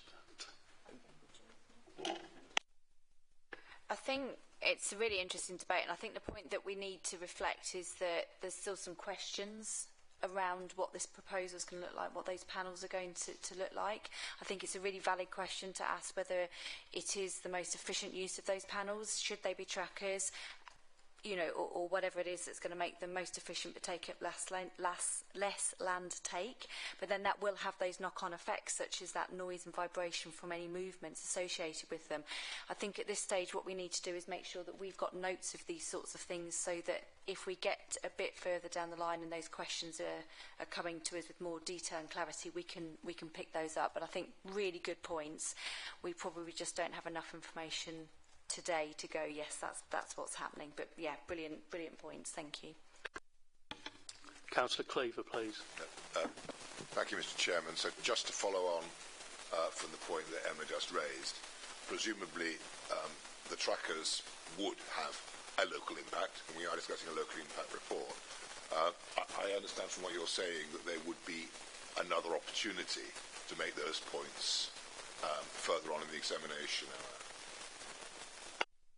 Yeah, absolutely. And I think, as with any inquiry, any public inquiry, you quite often end up with more detail as you go along. There's always then that opportunity for the council, usually as the defendant, but there's always that opportunity to make those comments, because that's information we can't possibly have commented on now if we don't have that detail. And it's quite normal for the developer wants to get permission, so they will do what they can to pick up on all of these issues and all of these concerns and try and sneak in amendments or changes. So yeah, it's normal, but there will be opportunity. Thank you. Thank you. We'd better have a break in a minute, so unless there's Councillor Whittington. Yeah, thanks, Mr. Chairman. Thanks for allowing me to come back. This issue is, I'm not sure if we can ask the question now or do it later. It's under 6.7, other impacts, on pages 27 to 26 to 27. I have got concerns around the impact on the heritage, in there. It refers to the fact that the County Council are also concerned about insufficient evaluation of the extent of archaeological potential across the site. You know, when we did the southern relief raid around Grantham, that got put on hold for a while, and just in a very small area of land, 4,000 objects of interest were uncovered. And I'm just wondering if this is something the County Council, if we could also mention our concerns about this, because 2,000 acres, you haven't got a clue what actually might be uncovered. I'll get your point, Mark. I think we could mention that at the next phase of the meeting, yes, fine, can't that's we? fine. That's fine. Yeah. Thank you. Councillor Crawford, please. Well, that's it. After Councillor Crawford, we're having a break, so I think some people are... Thank you.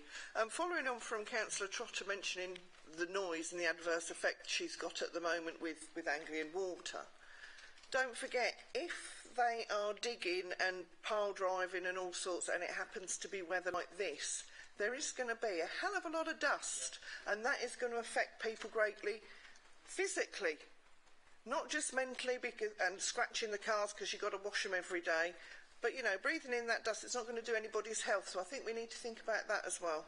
Would that be included in the construction management phase, Phil? Yeah. Can I just also... And remember as well, there's other legislation, so environmental health have got powers in terms of dust suppression, so there's a multitude of powers that local authorities or other enforcement bodies have that can deal with and react to those scenarios. Clearly we'd like to avoid them, but yeah, thank you. Councillor Mills, please, then we're having a break. Just very quickly, do we know how long the construction phase is because of this? I think it says 2 years, I think.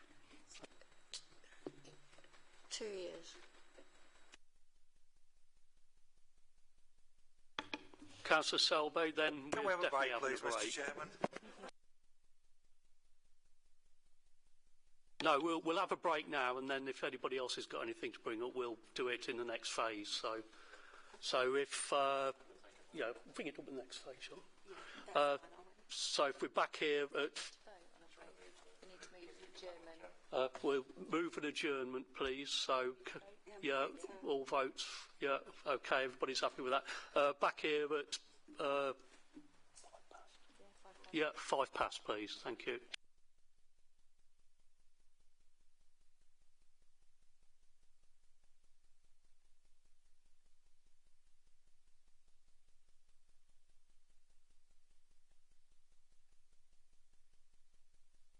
What Phil is going to tell us what notes he's made on those sections as we come to them, so that we're not repeating what we've already brought up.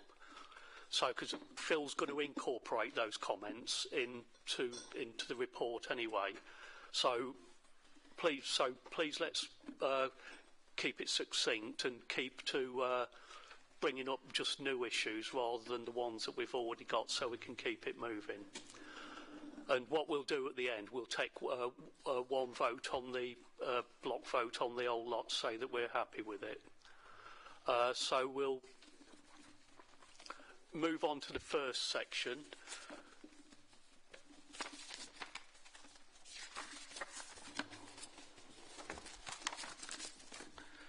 So we're on page 23 of the report.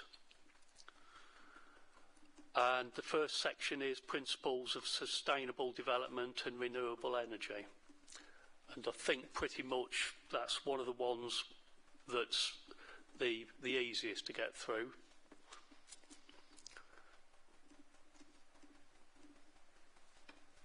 Have we got anything on that, Phil, or is that's one of the ones where we're least concerned, isn't it? Yeah, I've got no notes added to that section. So it's pretty much the principle of development for the solar panels. So the next one is the socio-economic and community impacts. So no, just wait a minute, Harish, please. Could you tell us what we've already got on we've already brought up, Phil, please? So alongside paragraph 6.2.5 included a note about where we talk about the concern about the impacts on the public right-of-way network and what that means as a residential amenity, just taking that a step further and highlighting the potential concerns about the visitor economy. Okay. Councillor Mills, please, on that one. No, sorry, I'm on 6.2.2. Should demonstrate support of local communities affected. Do we need to highlight that 95.7% of people aren't? Where is that actually said? I mean, I think to me that's covered by at the bottom of page 21. It's clear there is a significant potential negative impact on the local community. Questions whether any potential associated benefits to the local community will be secured. I thought we'd explicitly said about a concern. I'll come back to you on that if I find the point. Emma, please. If I can make a suggestion, maybe at the end of paragraph 6.2.2 we could say, and we'd like to draw the inspectors, or something along these lines, draw the inspectors' attention to the significant amount of opposition that there currently seems to be in relation to the proposals. Would that work? You okay with that, Penny? Yes. Yep. We're not stating a figure. We're just No. Overall, yeah. Councillor Bisnassing, please. On a similar point, actually, Mr. Chairman, on 6.2.3, so missing paragraph that the significant concerns of the local community must be taken into considerations. Yeah, we've got that, Harish. So, yeah. Councillor Whittington, please. In terms of the impact on the local economy, we know that 40% of this is going to, well, 41% is taking best value agricultural land. We specifically refer to the impact on the farming sector, because to lose so much top grade agricultural land is just that will have a tremendous impact on the local agricultural economy. So basically, you're seeing one is linked back to the other, which is absolutely correct. So, Emma?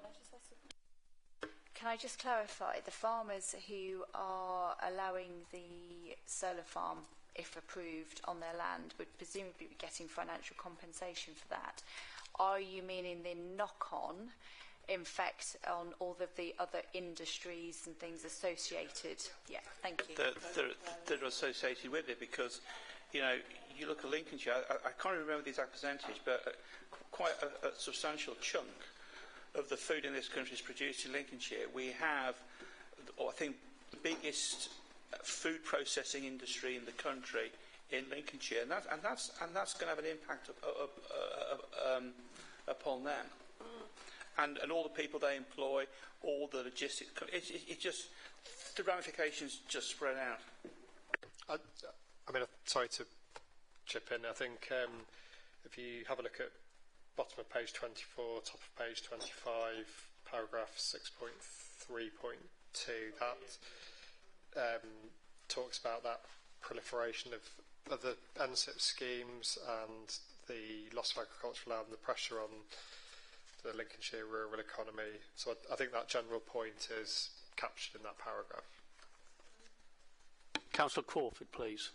I was just going to say, it's not only the food industry, but don't forget they won't be ploughing, they won't be spraying, they won't be buying the seed wheat, they won't, and it's all of those things as well. They won't be replacing the combine harvesters and the ploughs and the discs and the harrows, whatever. So it's the machinery and everything that goes along with farming, not just at the end crop, but everything that goes to get to that stage as well. Thank you. Charmaine, please. I know you've briefly added in the impact on the visitor economy. I don't feel that puts enough weight, that just adding the words visitor economy. My feeling is the scale of the solar farms will transform what is an attractive rural destination for tourism and leisure into an urban landscape in one of the most historic parts of our district. I think it's really important we make that, emphasise that. Are you okay with that, Phil? Yeah, I've noted that, and I understand the attractive rural destination transformed to an urban landscape. Yeah, because basically what we're doing, we're going to affect the reason why people come here in the first place. Councillor Milnes, please. That was the point I was trying to make on not property values, but the impact on the economy here. Yes, when we're talking about cumulative, do we have any facts and figures on exactly what we have in the district already? What's built, what's got permission, what's in the pipeline, etc., etc., to add to a cumulative statement? Because we seem to be getting quite a lot, don't we?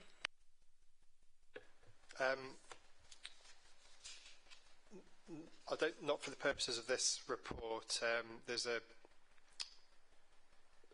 as it's sort of like an evolving picture as new schemes come online, and potentially during this 6-month process, other permissions can be granted. The way that there's a working table of other projects, not just solar projects, other large-scale developments which are being considered for cumulative impact, and we've specifically been asked that question: is that table of projects up to date? Are we aware of anything new that's come on board? So I don't personally, I think the report as it is highlights the concern sufficiently around cumulative impact, but that level of detail is sat in a separate document and will form part of a discussion further into the examination. So can it be in a visual format? Because that can have more impact. We can all understand it rather than tables of this site, that site. It's relatively meaningless, isn't it? I think the problem is it's got to be in by midnight. Oh, I understand that, but probably going forward, or as part of the hearings, maybe we could produce them. I'm sure we can look at something for something later on down the line. That's a good point. Councillor Whittington. Yeah, there's something I've just spotted which causes me concern. It's the final paragraph in that section on 6.3.3. It goes, whilst SKDC acknowledges proposals for ongoing alternative agricultural use post-installation, e.g. grazing. Yeah, hold on, Mark. We're on the other section yet. We're just going to move on to land use. Oh, right, sorry. Is everybody happy with that? Councillor Bisnowsi.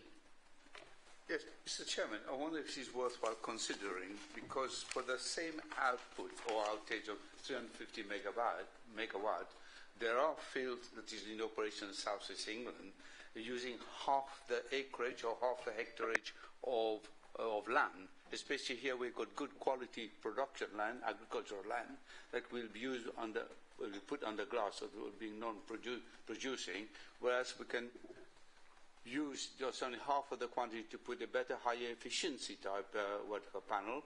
I'm not against clean energy, but I think probably we must consider the whole community and actually its impact on the community and the land use that we are going to put it to. Yeah, I think we're moving on to land use in a second, Harish, please. Helen. Sorry, thank you. On 6.3.2... Yeah, hold on, Helen. Now, we've finished with the first section before we go on to land use. Oh, right, sorry. Yeah. Well, I'll do that next. Yeah, so we'll move on to land use then. So, Helen.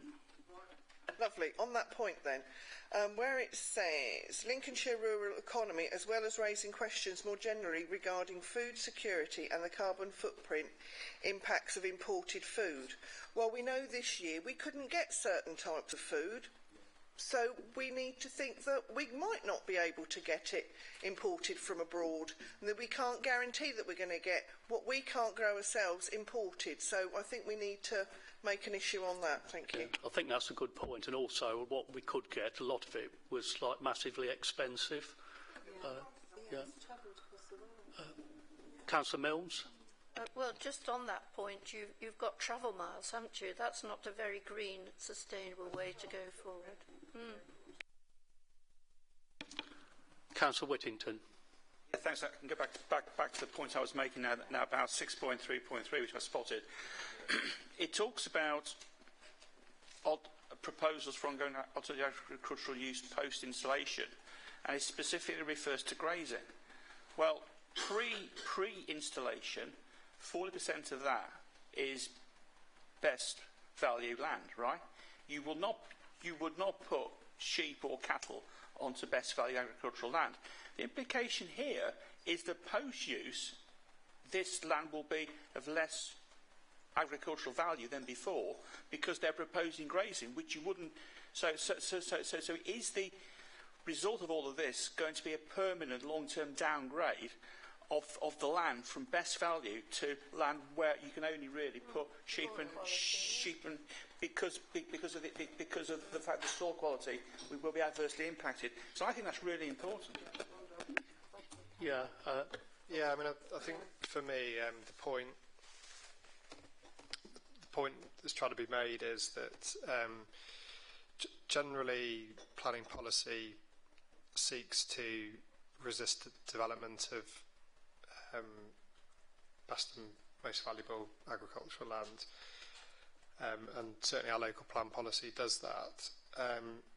But sometimes, as a suggestion with solar farms, it's put to us that the land isn't lost; it's just put to an alternative agricultural use, and it would be, suggested that, for example, if a farmer did want to take a field that's an arable use and then turn it into for grazing, that wouldn't in itself need planning permission. But I think our point is concerns around, firstly, how that would be secured. But I think if there's a further line that you want to include in there about, and the potential adverse impacts of the,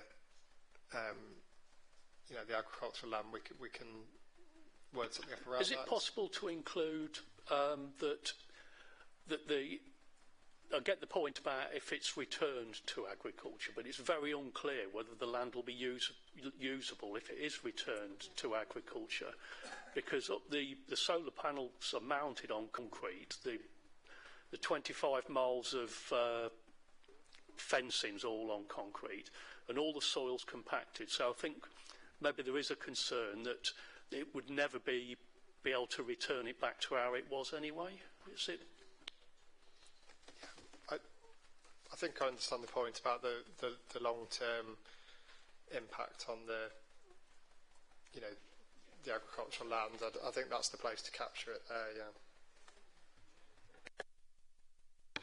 Phil? Could I just go back to what you just said then about the planning permission and long-term use? As I understand, most of the solar farms anyway have the ability to reapply when that timescale runs out, and the likelihood is that it'll continue anyway. So once a solar farm's installed, it's there ad infinitum and whatever, it won't change. So going back to solar, going back to use. And the other thing, and if I can say from my own experience, I've only ever seen sheep come into one solar farm out of 60, and that was because the farmer was developing it himself. And during the installation phase, he went round and made sure that every small snippet of wire and anybody on site was, taken to task, that there was no mess left, there was nothing that the sheep could get involved with. And the other thing, sorry to go on, just on the impact of most of the staff who built these things are imported. They were from Europe. We haven't got the mobility. There's nobody in the UK when I left who were doing it. They were mainly Spanish or French, or I've even worked with Mexicans, and so this is all going to be in-sourced labour. Okay. Yeah, I think some good and fair points. I mean, the changes to the draft national planning policy are seeking to make it more permissive to, once a solar farm has permission, to allow that extended use or permanent use. And I think we're sort of yet to see that full effect of some of the early schemes that went in South Kesteven have now been in for sort of 10 or 12 years, and we're on 20-year permissions, and we'll be coming up to that period where we have granted some recently where they've changed the panels, and once it's been in for 10 or 12 years, if that's still a viable proposition and the technology, the likelihood of then just keeping that land use once the infrastructure's there is a high likelihood. I think in this case, even when it's the 40-year permissions, it's very difficult to picture what the world's going to be like in 40 years. It's a far enough period away for most people. But in this case, we haven't even got that 40-year date. It's 20 years, 30 years, 50 years. It's just a bit unknown. And again, I'm sure there will be further debate around what that means in terms of impact and assessment of the scheme further down the line, but that general point is certainly made within the response. Thanks, Phil. So we'll move on to landscape and visual. I don't know did we already add something to that, Phil? Charmaine, do you want to make a comment? I think my comment earlier was along those lines, but I think we mentioned the impact also on people's well-being, mental health and well-being, which is positively impacted by a rural landscape and would be negatively impacted by the change to the urban landscape.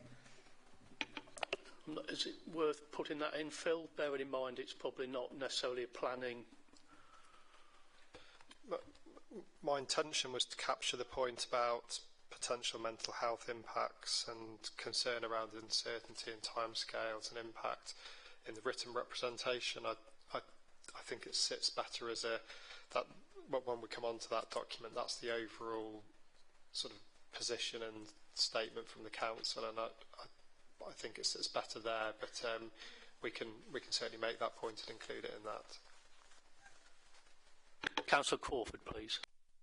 Thank you. Are you going to take my point about if, I mean, it could be done here or it could be done in local transport, regarding if the roads are widened, then that changes the whole characteristic of the area from going from country lanes to urban roads. Thank you. No, I think that is a point, because it is going to affect the visual aspect of it, isn't it? Charmaine?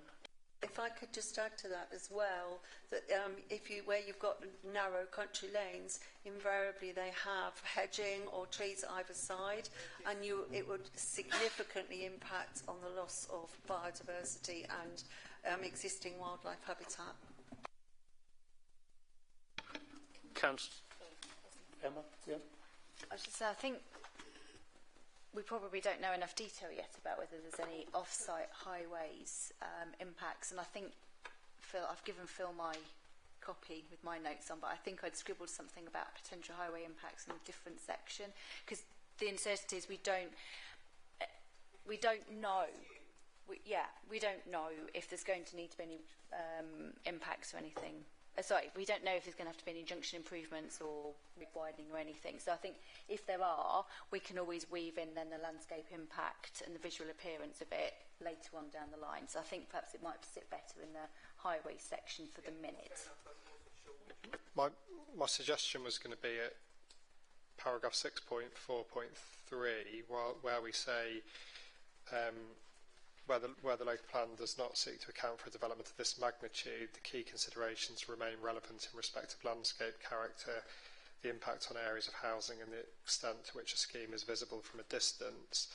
And I was going to suggest just including a line that makes it clear that it's not just concern about the visual impact of the proposals, it relates to the fencing, any associated highway improvements, the substation, just that general sort of infrastructure that would go with it.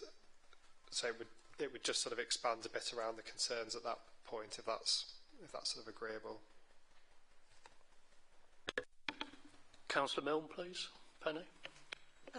Yes, just going back to health and well-being, I stand to be corrected, but I'm sure in the NPPF and the local plan we have words around healthy communities, and that is part of our consideration. And here we will have, a lot of rural activities that people either come to visit the area for or live amongst, severely curtailed, which will have that impact. So could we possibly reinforce that statement a little bit better? Emma? I think the point that Phil's suggested is that we cover off the visual impact on the landscape in the impact report, and then pull that together in the written reps to link it to the potential mental health impact of a potentially downgraded or poorer quality landscape in terms of its visual impact. I think that's probably where it sits better. So you've got the two, and the written reps is pulling it together and making that link with the mental health. Councillor Whittington, please. Yeah, because on that point that Emma's just made, on the map that Phil drew up, we saw some of the rights of way literally going between where there's going to be banks of solar panels on either side. So presumably there's going to be fences on the side of that. It's going to be like walking to a prison camp, isn't it? Yeah. That is going to... Yeah, exactly. It's going to be... I think of it as an industrial estate. Are we happy then with landscape and visual? So we move on to ecology and biodiversity.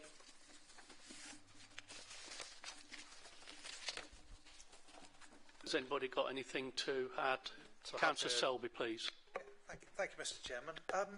I just think on this section, Mr. Chairman, I think we should give some consideration to the tree policy that we have here at South Kesteven. We've got climate change targets that we're aiming to meet, and I just think that there should be something in there to emphasise that. Tree policy is an important part, of our future here in South Kesteven. I just think it should be highlighted and incorporated. Thank you. Thank you. Phil, have you... I think, yeah, 2 points I've got. So I've just picked up on that point around the mechanism for ensuring existing trees and hedgerows are protected, as well as the protection of new landscaping that would be put in. And then there was that point that was discussed around concern about the impact on species, not just the the sort of the green infrastructure which informs the biodiversity net gain. It's the actual how the species would interact within that environment. That can be included within this section. Could you say what you've already got written down, Phil? Have you... I haven't written a sentence, but it will be those points around. Yeah, have you got anything written down from the first bit of the meeting in this section? Oh, they were the 2 points. Yeah, okay, thank you. Penny, please. Yes, on the species, birds in particular that use the arable fields won't be able to land, will they? So a few corridors aren't going to help the bird species. How are we going to fit a comment like that in? Because I think that's very important. I think it's skylarks is the bird species I've seen picked up by the Wildlife Trust. That's the sort of existing arable context is something that they're sort of suited to, and that's where I think I've seen that raised in the from the Rutland ecologists as well as Lincolnshire Wildlife Trust. But yeah, I mean, I think happy to include a line here around that concern, where we talk about impact on species. Helen, please. Thank you. Concurring, we've got lapwings, owls, they won't be able to use the land. You've got geese that land, you've got swans that land, none of them will be able to do. Also, I don't see how we can say on 6.5.2 note that ecological and biodiversity assessments conclude that no direct adverse effects are considered likely to designated sites. I don't think we can put that line in. It just doesn't ring true to me. There's got to be some effect. We might not know it yet, but down the line there has got to be some effect to the ecological and biodiversity. The soil alone is going to be affected. Emma, please. So where we talk about designated sites, we're talking about certain types of designated sites, whether they're special protection areas, special areas of conservation, there's loads of others, but they're particular types of either European designated or nationally designated, triple SIs, those sorts of things. So what the ecology reports are saying, what this is saying at the moment is it's saying that there would be no negative impact on those, and matter of fact, if it had been a European site and there had been a negative impact, there's quite a series of steps that you've got to follow thereafter. It's not saying in any way, shape or form there is not an ecological impact, it's just not on those specific designated sites. It's almost designated in speech. Does that clarify? Yeah. Mark, please. Yeah, because I'm probably going to come back to this, because as somebody who lives in a village, I know walking around where I live, walking my dogs, it's agricultural fields. It's not just the birds, it's the mammals. You see rabbits, hares, badgers, foxes, the worms, the whole lot. I mean, it's I've real massive issues around species, and it's all species, but a specific point is on 6.5.3, which says the applicants have suggested a potential biodiversity net gain figure of 71%. But it is noted there is no current delivery mechanism for such a high figure. Because I'm guessing from that I don't know where the applicants have got this figure of 71% from. Because just listening to some of the conversations we've been having, I honestly can't see that. And I just, because I really do think that there is going to be a massive impact on the wildlife species in this area, trees, whatever. And I honestly find it very, very hard to actually believe that figure. Yeah, thanks, Mark. Emma, please. Thank you, and I think that's essentially what we're saying to the inspectorate. The applicant has proposed and suggested they can reach 71% biodiversity net gain, or BNG, which is a huge figure, but there's an immediate conflict with the draft DCO, Development Consent Order, which doesn't have that higher provision in. So what we're doing is questioning, is that really achievable? And that will be something that will bear out of future debates, because we've not got the detail at the moment, I think. Thank you. Thanks, Emma. Charmaine? Yeah. Thank you. Point 6.52. When you went through the points from earlier, Phil, you didn't specifically mention the point I raised regarding the significance of existing habitat loss, i.e. trees and hedgerows, and the significant difference in the amount of species who survive and thrive in that habitat versus the new habitat. And I would actually almost challenge the statement that the most substantial loss of habitat is the loss of arable and agricultural land, actually, because we all know that it's actually quite poor generally, unfortunately. I'd say actually potentially the bigger impact it is the loss of the existing trees and hedgerows, etc. Yeah, but I understand the point, and that I think that's the relevant section to include it. Thank you. So we'll move on to local transport then. Anybody got any comment or anything? Have we got anything already added in on that, Phil, please? We've got the general point about the road improvements that's been made, and I was also picked up on some of the comments in the debate earlier around I think it's 6.2, where we talk about the issue of traffic generation and then potential impacts on the road users and local community.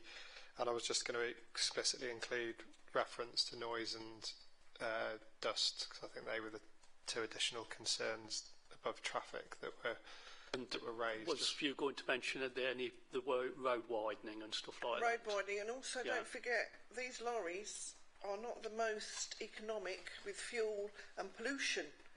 So I think we need to put the old pollution in there, because you've got 44... Oh, it is. It is on.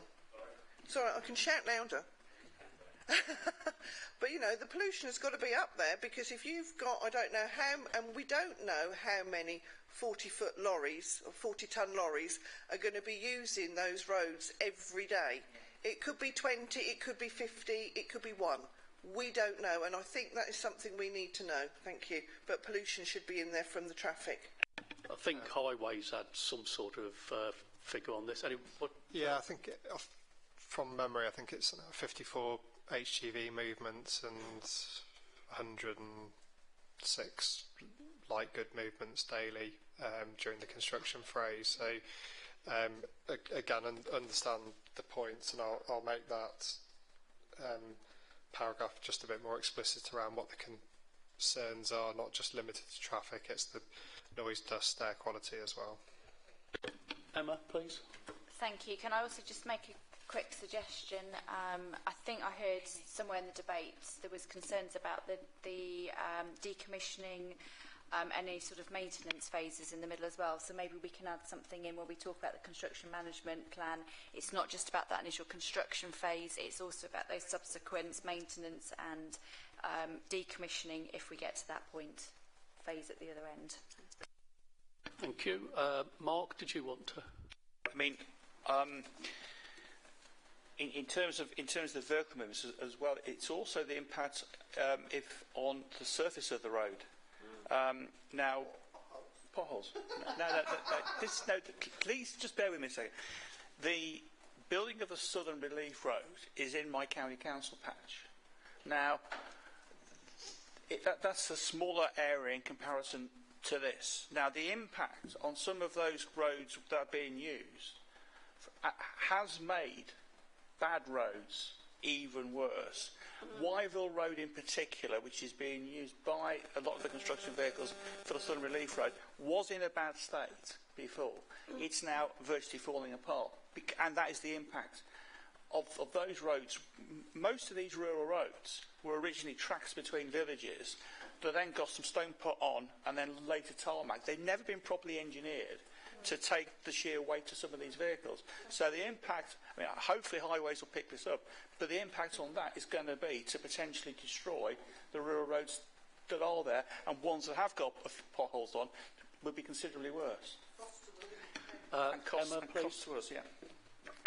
If I can just make a suggestion, I think that's probably better place for county as the Highways Authority to answer, because they'll have the facts and figures around the impacts of other construction projects. And then what we'll do outside of this meeting is we'll mention it to county directly as well, so that they're aware. But I think they're probably, being the experts, a better place to provide the evidence to the inspector there.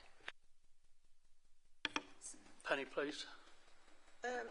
Yes, again, there's an impact on the amenity of the residents, isn't there? The degradation of these rural lanes. I see it all the time. And I've also seen that highways never seem to take that bit into account. They allow extra lorry traffic on single-track rural lanes, which, as Mark has pointed out, are normally just a layer of tarmac on not a lot. And then the road subsides, and then highways, there's never any money to maintain that road anymore. So the amenity of those rural roads is surely a planning consideration beyond highways. Thanks, Penny. Phil, did you need to make a phone call? No. Yes, we take 5 minutes. Yeah, we'll just take a... I'm okay if you want to... I mean, we're just at the end of... if you want to just do impacts and take us to the end of page 27, and then we can do the conclusion and the written reps all as one, if that's okay, yeah? Okay. If you want to speak, Charmaine? We touched on it earlier, but I've done a quick bit of research regarding potential noise, and actually there is potential noise, and this would normally, obviously, this is going to be the biggest farm in the country so far. There is the humming that you can get from the equipment associated with the panels. You've also got the wind noise, especially if they're not properly maintained. And we touched on maintenance, but that can have a direct impact. And there is some noise as well associated with rain. They're fairly solid, the panels, but there is definitely noise referred to across several sites. Okay. Have we finished with the transport bit? Yeah. Although you want all the impacts, are we? Okay. We can have the noise in there. Yeah. Yeah, so, I mean, this is the sort of catch-all section which is designed to, leave other issues open for discussion as needed. My suggestion here was going to be, so the first sentence talks about other impacts needing careful consideration, including but not necessarily limited to noise, heritage and flood risk. And then picking up on what's been said, I was going to remove the sentence which says, do not consider these likely to generate more significant impacts at this stage, but replace it with flagging the local concern around flood risk, which has been mentioned, and I can highlight noise again if that's a relevant sort of operational noise, because we've talked earlier about the construction noise, but I think making the point about potential noise during operation, and then also then leave that last sentence in, which then highlights the point around the archaeological investigations. And again, we've highlighted that as a concern, but we've not gone too far with it, because we're reliant on the in Rutland their archaeological advisors, and in Lincolnshire their in-house archaeological advisors, to push those points further. But we are aware they've made significant representations around the the extent of the work that's been done. And then 6.7.2 picks up about the uncertainty around the lifetime, and then the last paragraph is that sort of general, we reserve the right to make any other comments. Helen, please. Thank you. I think in there we also should mention it will be changing the characteristic of the area, and that's a big thing. It's not going to be rural anymore. It's going to be industrial. And also we should mention, you've mentioned noise, but don't forget again the pollution from the vehicles, the dust created again by the vehicles, and also when they're building it. So I think we need to include pollution in there as well. Thank you. This is from on-site rather than the transport side. So, yeah, obviously the dust as well. From, so that you're still going to get that pollution. The dust is going to affect people if they're building. If we have a dry summer and if we have a dry winter, you're going to get dust. You know, it could be that they get bogged down and never get out because we have too much rain. Yeah, I think Phil included that in one of the other sections. In Charmaine? Yeah, thank you. When you went back through your sentence rewrite, the noise, Phil, adding it, you've mentioned the construction noise. Did you pick up the ambient noise once it's in place, the humming and the wind and rain? Thank you. Yeah, I think that's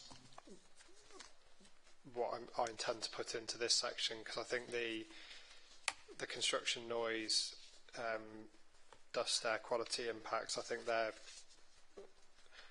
well highlighted, and particularly with the additional wording we've suggested in the construction section.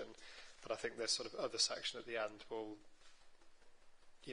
ensure that point around the operational noise is picked up as well. Ian, please. Mr. Chairman, thank you very much indeed. Mr. Chairman, I've got a really important point that I wish to raise here. It was brought to my attention last night by Councillor Emma Bacon. I would just like to thank Emma for raising this point with me. It's not always what's in these reports that screams out, it's what's not in it. I've gone rooting through these, Mr. Chairman. I was up at 4:30 and I've gone through with a fine-tooth comb, and I can't find anything with regarding this point I'm about to raise. It's been touched upon about the decommissioning and what have you, but however that may go on as Phil has mentioned. I'd just like to say as well, we're very fortunate to have Phil here today. With Phil's experience in this industry, Mr. Chairman, I think we should make the most of Phil today. But the point I want to make is there's nothing whatsoever with regarding the recycling of these panels. 530,000 here in South Kesteven alone. I've done a little bit of research on this overnight. The BBC have had a report out this, and they report this as an eco-disaster waiting to happen. These panels, talking 20 to 30 years lifespan on them, it's estimated there could be 2.5 billion panels that need recycling. And we're talking tens of millions here in the UK alone. Now, the problem is this, Mr. Chairman. There's a lack of specialist infrastructure to manage this problem. The recycling challenges will have a significant local impact, and I think it should be noted in this report. Now, the problem as well is this, Mr. Chairman. There's only one recycling centre to do all these panels, and do you know where it is? I do, actually. It's in France. It's in France. I've read that as well. Yeah, so, and I just think that... Hold on, Ian. Is there any way we can incorporate that, Phil, or do you think it's outside of the... No, I think it's a point I understand, and it's a recently well documented point in the press and so on, and I think it sits within this other impact section. And I think probably what is lacking is generally the point about decommissioning, and yes. I think a line around decommissioning, but any associated recycling, waste disposal that would be necessary. And I think that's part of the concern is, and it comes back to the point about the unspecified lifespan. We don't know when that decommissioning or replacement phase might happen, and we don't know whether there might be a waste plant in place then. We don't know what the technologies are, but I think it's a reasonable point just to sort of flag up as an area of concern at this stage. Can I just come back, please, Mr. Chairman? it's not just the panels as well. You know, we've talked about a lot of other infrastructure materials that we've been talking about. If it is going to be decommissioned, as Mark has mentioned, about 25 miles of fencing alone, not to mention all the other stuff that goes in as well. Another point as well that should be made, Mr. Chairman, is, I mean, 25 years' time, very good chance I'm not going to be here to see it. However, it's our children and our grandchildren that we need to think about. And I say they're the ones that we need to be putting this in place and making sure that this is considered for them. Thank you. Thank you. Charmaine, please. Yeah, thank you. Councillor Selby touched on a point I was thinking of, which was raised in a previous discussion. My understanding, and correct me if I'm wrong, is that the actual panels will be concreted or need to somehow be cemented in. So, given the number of them, how are they going to get the cement out? Where's it going? And the actual, going back to all the noise and everything involved in putting it in the first place, I don't think I'll compare to the impact of trying to get it out if we're actually genuinely to return that soil back to agricultural use. So I think there's perhaps a number of things around the decommissioning, as Councillor Selby touched on. Emma, please. So I think probably the best thing to do, we touched on decommissioning, repairs, traffic impacts, etc. in the previous section. I think in this section, if we touch on questions around the recycling of the panels and the other associated infrastructure, but also just perhaps add a sentence, because we've got it in there already, about the questions around the decommissioning. We just do not know. Normally with these things, you would expect a decommissioning plan. That's about how they're going to get stuff physically off, but also the restoration. So if we talk about decommissioning and restoration. Yeah. Okay? Thank you. That's great. Thanks, Emma. Yep, please. Sorry. So they're talking about, you know, they might have to replace. So instead of talking about 5,000 panels, we might be talking 10, 15, 20,000 panels. So 500, whatever. It's going to be a damn sight more than when we started at some point, and we don't know that figure, and I think that's a huge concern because, again, the whole ecological thing about getting them here, decommissioning, transport. Thank you. Mark? We've just considered what happens with the decommissioning of the panels. Can we raise anything about concerns about the source of the panels? No, I think we've mentioned that at the start. I think Harry brought that up. To be fair, it did get mentioned at the first meeting. Because I know what you're going to say. Grave concerns about the organisation. And I don't disagree, but unfortunately we can't incorporate that. Penny, please. Okay, so paragraph 6.7.1, I quite disagree with, really. Just to take heritage and the fact that these are probably quite long-term or even permanent sites, I think it's very important to look at the setting, the nature and character of churches, for example. They're all grade 1, they're all set in a landscape. And we do know that Lincolnshire's very well known nationally for its churches and their settings. Prince Charles, or King Charles now, paints them and things like that. He's the patron of the Lincolnshire Churches Trust. And also the setting of these villages and the nature of character. That's a very important planning consideration. But under the heritage, these things are going to be irreversibly changed. And I know we looked at one sometime, I remember, where a church in its setting became a very important heritage issue. Well, there are 8 villages. I don't know much about their churches and the setting, but I'm sure it must be highlighted. Emma? So the churches will be covered under heritage because they're, as you've quite rightly pointed out, they're listed structures normally. In terms of the setting of the villages, I think we've probably covered that where we've talked earlier in the document, or when we've amended it, about that change in the character from that very rural to that more urban landscapes. I think it should be covered in there, but heritage, it's a single word to cover that huge topic, which means anything that's designated, non-designated, heritage asset and their settings. So I think it's probably covered. Where is it said? Because it says here they're not likely to have significant potential negative impacts. It sort of writes it off, doesn't it? SKDC do not consider these are likely to generate the more significant potential negative impacts based on the current environmental assessment work. Well, I think these are significant potential impacts.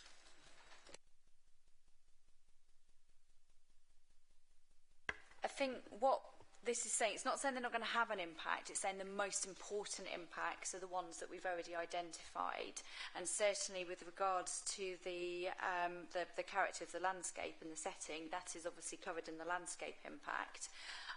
It's not saying there's not an impact, it's saying that the most important ones are those. There will be an impact on these other assets. But I think that when it comes to heritage, I think you can certainly weave that back into the landscape when we get further information. So I think I'm comfortable. Councillor Baxter, please. Thank you. Could I just ask which churches in particular Councillor Milnes is talking about? Well, I just said I didn't know the churches, but there are 8 villages which presumably have a Grade 1 church in them. I don't know if somebody locally can perhaps describe them. I challenge you to find a South Kesteven, a church in South Kesteven that would fall under that criteria, perhaps in Rutland, but I kind of think that. I think what Councillor Milnes is saying, most of them will be Grade 1 listed buildings. But not in South Kesteven. Well, yeah, they will. Yeah.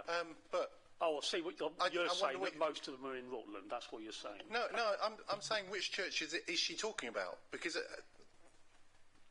I'm talking about the churches in the 8 villages. I don't know the churches exactly, but they will. Okay, then be Grade 1. Hold on, Councillor Baxter, please. Hold on, please, Emma.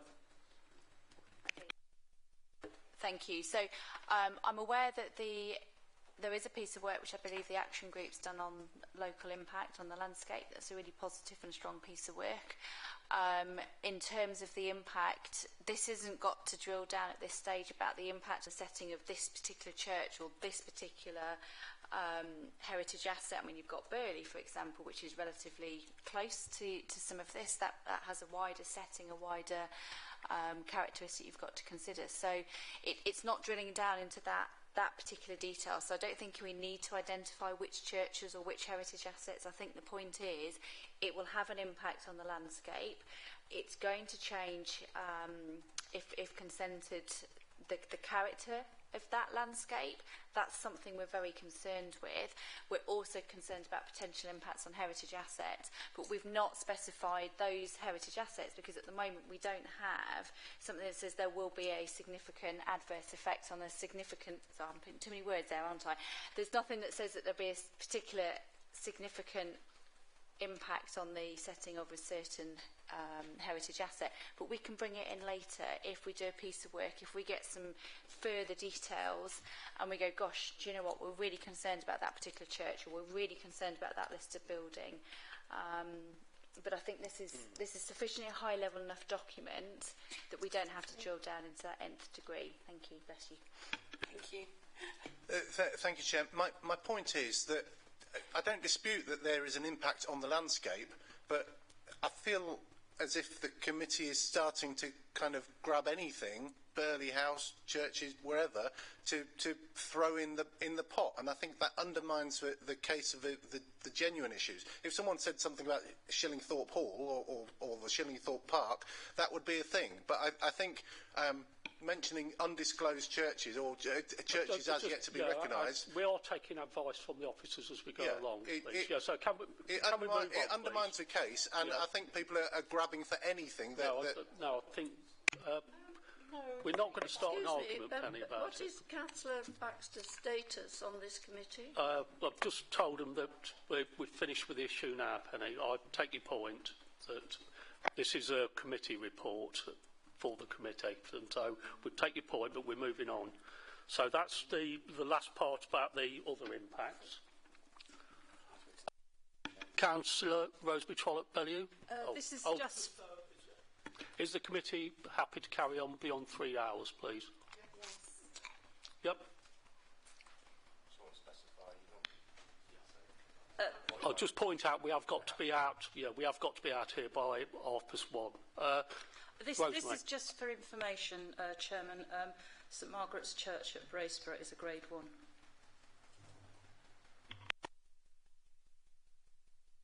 Okay, now we're moving on to the second part of which is the written representation. I think at the Harish, please. Mr. Chairman, I was just wondering on page 30 of that, the third paragraph, which is the positive impact of the delivery of biodiversity net gain is noted, although there is a lack of clarity about the extent of this. Does that mean referring to that 71% of the biodiversity gain, or is that going to be removed? Could you tell us where you are? Page 30. Yeah, the third paragraph on page 30, and will say positive impact of delivery.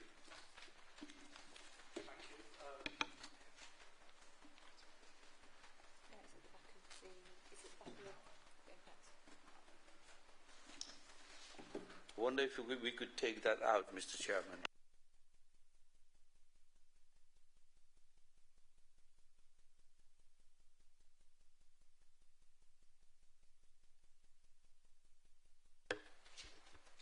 So, I'm not sure that's what the committee said thus far. Which bit, I'm not quite sure which bit you're concerned with. So, I think we've got to note that they're proposing there's a positive impact on the delivery of biodiversity net gain. That's the fact. They've said that there will be. They've said there'll be a 71% improvement in biodiversity net gain. What we are saying is that there is a lack of clarity about the extent of this and how it will be secured. So we're not saying that we agree with them. We are saying, but we've got to note that they are proposing it. What we're saying and challenging is, how are you going to secure it? There's a lack of clarity over this. We don't have the information to say that they won't produce 71% biodiversity net gain. How will we know that they are going to put any mitigating circumstances to enhance the biodiversity? Because that will need to be secured. So there'll be a session at the examination that will cover this, and there'll be more information and evidence that comes out. And in terms of the development consent order itself, that will have effectively, it's a planning permission, it's an order, a legal document, but it's effectively your planning permission. So it will have conditions, and those conditions are things that we need to deal with, both in terms of agreeing details pursuant to them or enforcing those conditions. So that information is going to come. The point here is, we note they say they're going to have this biodiversity net gain, but there's uncertainty, there's a lack of clarity. That's the point. That's the real issue here. And things may evolve over time, and it may become clearer. It may not. I don't know. Thanks, Emma. Helen, please. Thank you. On page 29, where it says the impact of the development upon the existing natural environment and the ability to compensate for and mitigate such impacts, I think we should have, it should read really, the impact of development upon the existing natural environment and the possible ability to compensate and mitigate for such impacts, because we don't know that they can do all of them, so it's possible. Thank you. Thanks, Helen. We'll just let Amber have a look at that. I've noted that point, Emma. I think that's fine. Yeah. I mean, sorry, just going back on the heritage point that was raised. I think I'd already suggested removing the sentence around SKDT do not consider these to be likely to generate significant potential impacts. That was the sentence I'd suggested replacing with the emphasis on noise and local concern about flood risk. But yeah, just picking up on the built heritage, the concerns around archaeology are noted. Our conservation experts have looked at built heritage and not raised any concerns. I think that's why it's not raised as a sort of significant issue at the moment. Historic England, which will be the statutory consultee, particularly for the higher listed buildings, if there are any of concern, will be engaged in that aspect of the process. And I think if any concerns do come out around setting issues at that stage, that would be the appropriate time to raise it. But at the moment, there just isn't evidence that there's any, local SK impacts on built heritage settings. It's more around the archaeology. Thanks, Phil. Charmaine? Oh, I was just going to say, Helen raised her hand again, and then no. Thank Mark? Mr. Chairman, I know we've moved on to the written representation, but did we cover the conclusions page on page 28?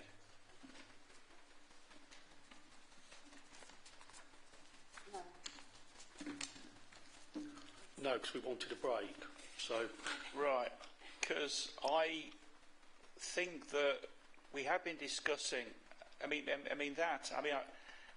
view of what we've previously been saying, I think we may need to beef up the bit about our concern about the impact on biodiversity and the impact on the environment and species, and also the potential heritage and archaeological impacts as well as part of the conclusions. Because I think, and also as well on there, possibly our concerns around the impact on transport and infrastructure and roads and highways. I just think that maybe, because they did come out in our previous discussions, there's been some fairly major concerns we had, and I don't think all of our major concerns are actually listed under 7.3. That was all I was going to say. Yeah. Thank you for pointing that out, Councillor Whittington. I'm happy to update that summary to pick up on the extra points that have been added as well. Yeah, I think the other point I was going to make in the written representation was I think we've wanted to add the visitor economy to the bullet points. I think we mentioned that, didn't we? So that's noted and included. Visitor economy, tourism. Sorry, who's there, is it? Because Helen was working. Did you want to come back, Helen? Yes, please. On page 29, third paragraph down, where it says a local impact report for South Kesteven accompanies this response, which sets out the SKD's position on the likely impacts of the proposed development. I don't think we should have likely there. It should be either remove that totally and it should just say the impacts. Because we know there's going to be impacts. It's not likely there's going to be impacts. There's definitely going to be impacts. Thank you. Yeah, I think that's a fair point. Phil, anything, or would you rather it stay there? It's just the terminology that's used for, we don't know, do we? It's,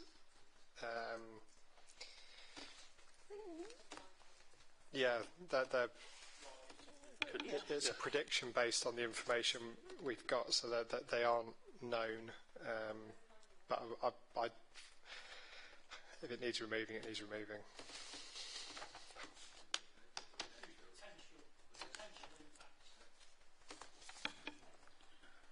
Did you want to say anything else, Charmaine? Yeah, thank you. I actually, sorry, I've lost sight of my. Oh, never mind. I think, if I'm not mistaken, that the summary letter on page 29 is pretty much a duplication of the summary paragraph 7.3 on 28. So if we kind of correct one, then it's correcting both, if I'm not mistaken. So I think that what we need to add then, so I've got to go to my right page, I think that one of the key things that's come out, we've got the significance of the disruption to the community during the construction phase. I think we could almost end full stop after community, because a number of the issues that we've raised in a variety of ways, if it's disruption to community amenity, would be, rather than, it's not just, you could say, the construction phase and thereafter, perhaps. But I think that it doesn't just stop at the end of the construction, and we haven't otherwise talked about the community and people and the impact on them.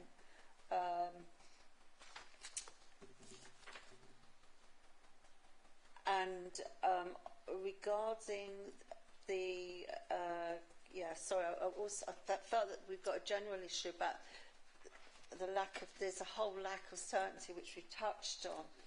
But I think it's kind of important that we make it clear that we don't support this. Therefore, because of that, there are so many questions that are unanswered. It makes it extremely difficult for us to respond on a lot of the areas.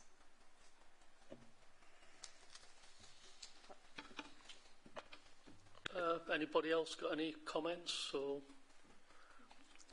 I think also we need to take a vote on everything we have discussed, and also that we are happy with the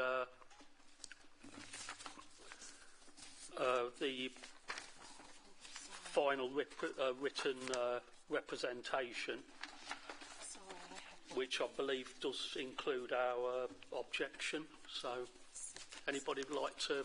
Sorry, I have one more. Sorry, I found back to you, Charmaine. Sorry. Apologies, I've just found what I was looking for earlier. It was actually picking up on Councillor Bissardin's comment.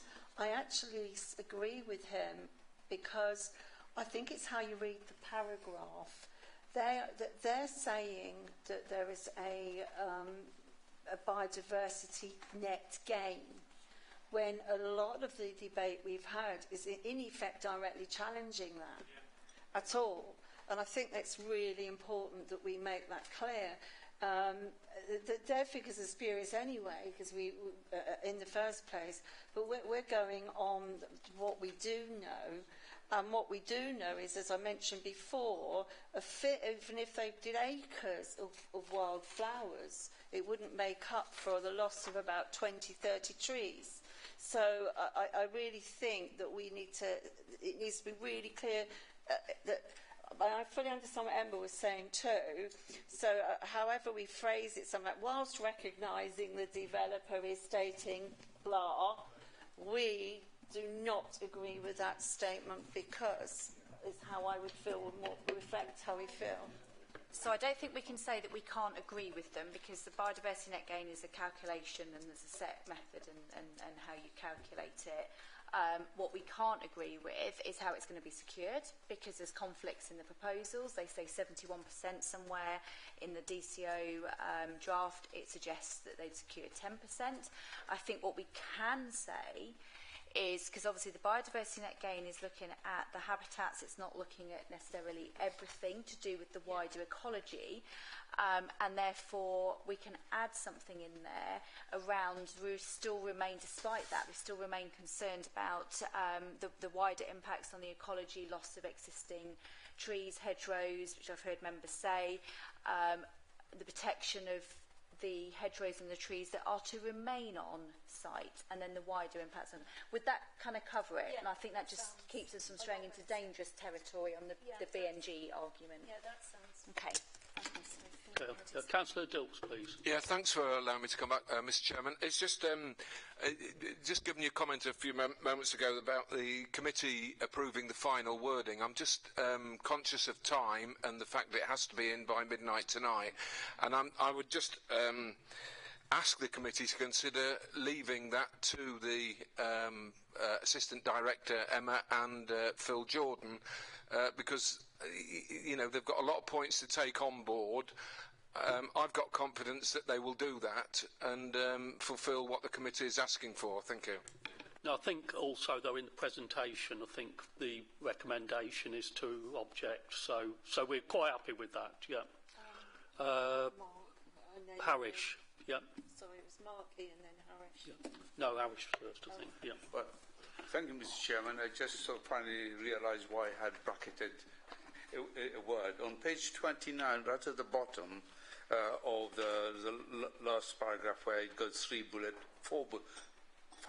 points, the last one, the fifth one, says the impact of the development upon the existing natural environment and the ability to compensate for such impacts. I think to remove the word and mitigate out of it, just to make for such impacts.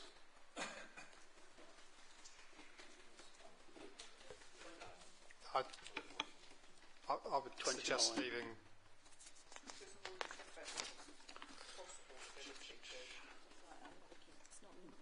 No. Could you? I think it will read better. Yeah. This is what I've said. The impact assessment on the existing natural environment and the possible ability to compensate for mitigating such impacts. Not saying that they can, we're saying they might be able to. Right. I just wanted, because I wanted to know so that they will do it. They can do everything they can, but it doesn't mean if I may, in planning, quite often it's not about the harm; it's about the package. And the harm, you may, I don't know, build something quite close to a tree. You need to protect its root protection zone. You use air spading when you dig in the foundations, etc. So the overall impact is acceptable. It's about that development plus mitigation. And that's the package, that's what we have to consider. And what our concerns are at the moment is we haven't quite yet got all the details. We will in time, and then in time we have to go, that's just not good enough, or that's okay, we're reassured. But I think at the moment I would suggest leaving that in, because we're not saying that it won't have an impact, but we're just saying that we're concerned about how this is shaping up at the moment. Has the proposal by Helen Crawford taken with regard to she put slightly different wording and the possible ability? Would you like to read yours? I think that was accepted, wasn't it? Yeah. Yeah, I think Phil. Yeah. Mark, please. Yeah, thanks, Mr. Chairman. During the debate, we did raise quite a number of concerns and issues around the flood risk, and yet it's not on our, in one of the bullet points either on the conclusions on 7.3 on page 28, nor in our written submission. Now, obviously, you know, it's the county council that are the flood authority, but I still think that possibly we should be mentioning the fact we do have issues around because we know that if the soil is compacted. There's going to be solar panels there, concrete blocks. It's going to change the way the water runs off. It's going to be more concentrated, so it does increase the risk of localised flooding. So I do think, and we did discuss this, that maybe we should put it in both the conclusions on 7.3 and also within the list of bullet points on page 29 as well. Thank you. Phil, please. Yeah, I mean, I've certainly made a note that in the other impacts section to where we go on and talk about, you know, highlighting the impacts around operational noise and then emphasising concern around flood risk. My concern about going a step further and putting that in as one of our key impacts is I don't necessarily, you know, when it comes to the hearing on that topic of flood risk, I don't necessarily see that as an SKDC issue to get involved in the hearing. That will be led by, for example, the EA, the Lead Local Flood Authority. So my suggestion is that we leave it certainly as highlighted within that other impacts section, but I don't necessarily think it needs to go a step further and be added in the summary, if that's agreed or if there's a different view. happy to hear it. No, I think I would agree with that. So the Environment Agency and the local local Lead Flood Authority are the technical experts in those areas of flood risk. It's rarely that simple because you're talking about the infiltration rates, you're talking about the land at the moment with a certain greenfield runoff rates in terms of what happens when it rains and then what will happen thereafter. There's ways of mitigating it. We're simply not the experts in that, and if this was a planning application that you were considering, I'd be saying we need to rely on the expertise of those parties. It's just that they're not here today because they're reporting directly to the planning inspectorate. So I think I completely agree with Phil's recommendation that We leave it in the impact report. The parish are probably making representations directly to the planning inspectorate, so they'll make their thoughts known there. But I don't think we, in our capacity, can safely say that we think it's a significant effect that we need to deal with. That doesn't in any way, shape or form diminish that it's something that the inspector will need to look at. It's just that others are going to be better placed to look at that particular impact. Thank you, Emma. Ian, please. Thank you, Mr. Chairman. I'm conscious of the time, Mr. Chairman. I'm going to make a proposal. First of all, I just want to say I very much agree with what Phil's just said regarding the wording with for Emma and Phil to put the final touches together, put our trust in them.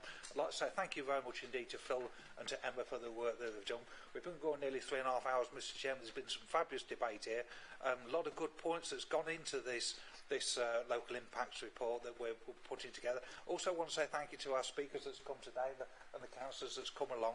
So thank you to those, Mr. Chairman. I want to propose that we accept the additions that we've put into this report. So just looking for a second, Mr. Chairman. Thank you. Thank you, Councillor Solvay. Helen? I'm quite happy to second it, but I just wanted to bring one other thing up before we do. And that is, I know we've said about the lack of public support, because it's in our local plan that we need to have that public support. Should we put it here as well? So that's my query. Thank you, and I'm happy to second it. Thank you, Helen. So everybody's finished. So we've got a proposal. Can we just clarify that bit, please? Oh, sorry, Helen. Yeah, I've noted that and happy to include that in the written rep. So we've got a proposal to put forward the amended local impact report and written summary. Is that the right word from it? Yeah, written representation, and also that South Kesteven District Council objects to the proposal as we know it is at the minute. So all those in favour of the recommendation, please raise your hands. 6, 7, 8. It's unanimous. That's unanimous, thank you. I would also like to thank, basically we've accepted the report then, the amended report and the objection. I'd also like to thank Emma and Phil for their sterling work on this and their patience today. I'd like to thank James as well, and Arvik for making her journey here as our legal rep, and also members of the public. Thank you very much. And also all the councillors for the input that they've had in it today in trying circumstances, I should say, in this heat. So thank you very much. So there's no other business, so I'll close this meeting at 13:27 hours. So thank you very much, everybody.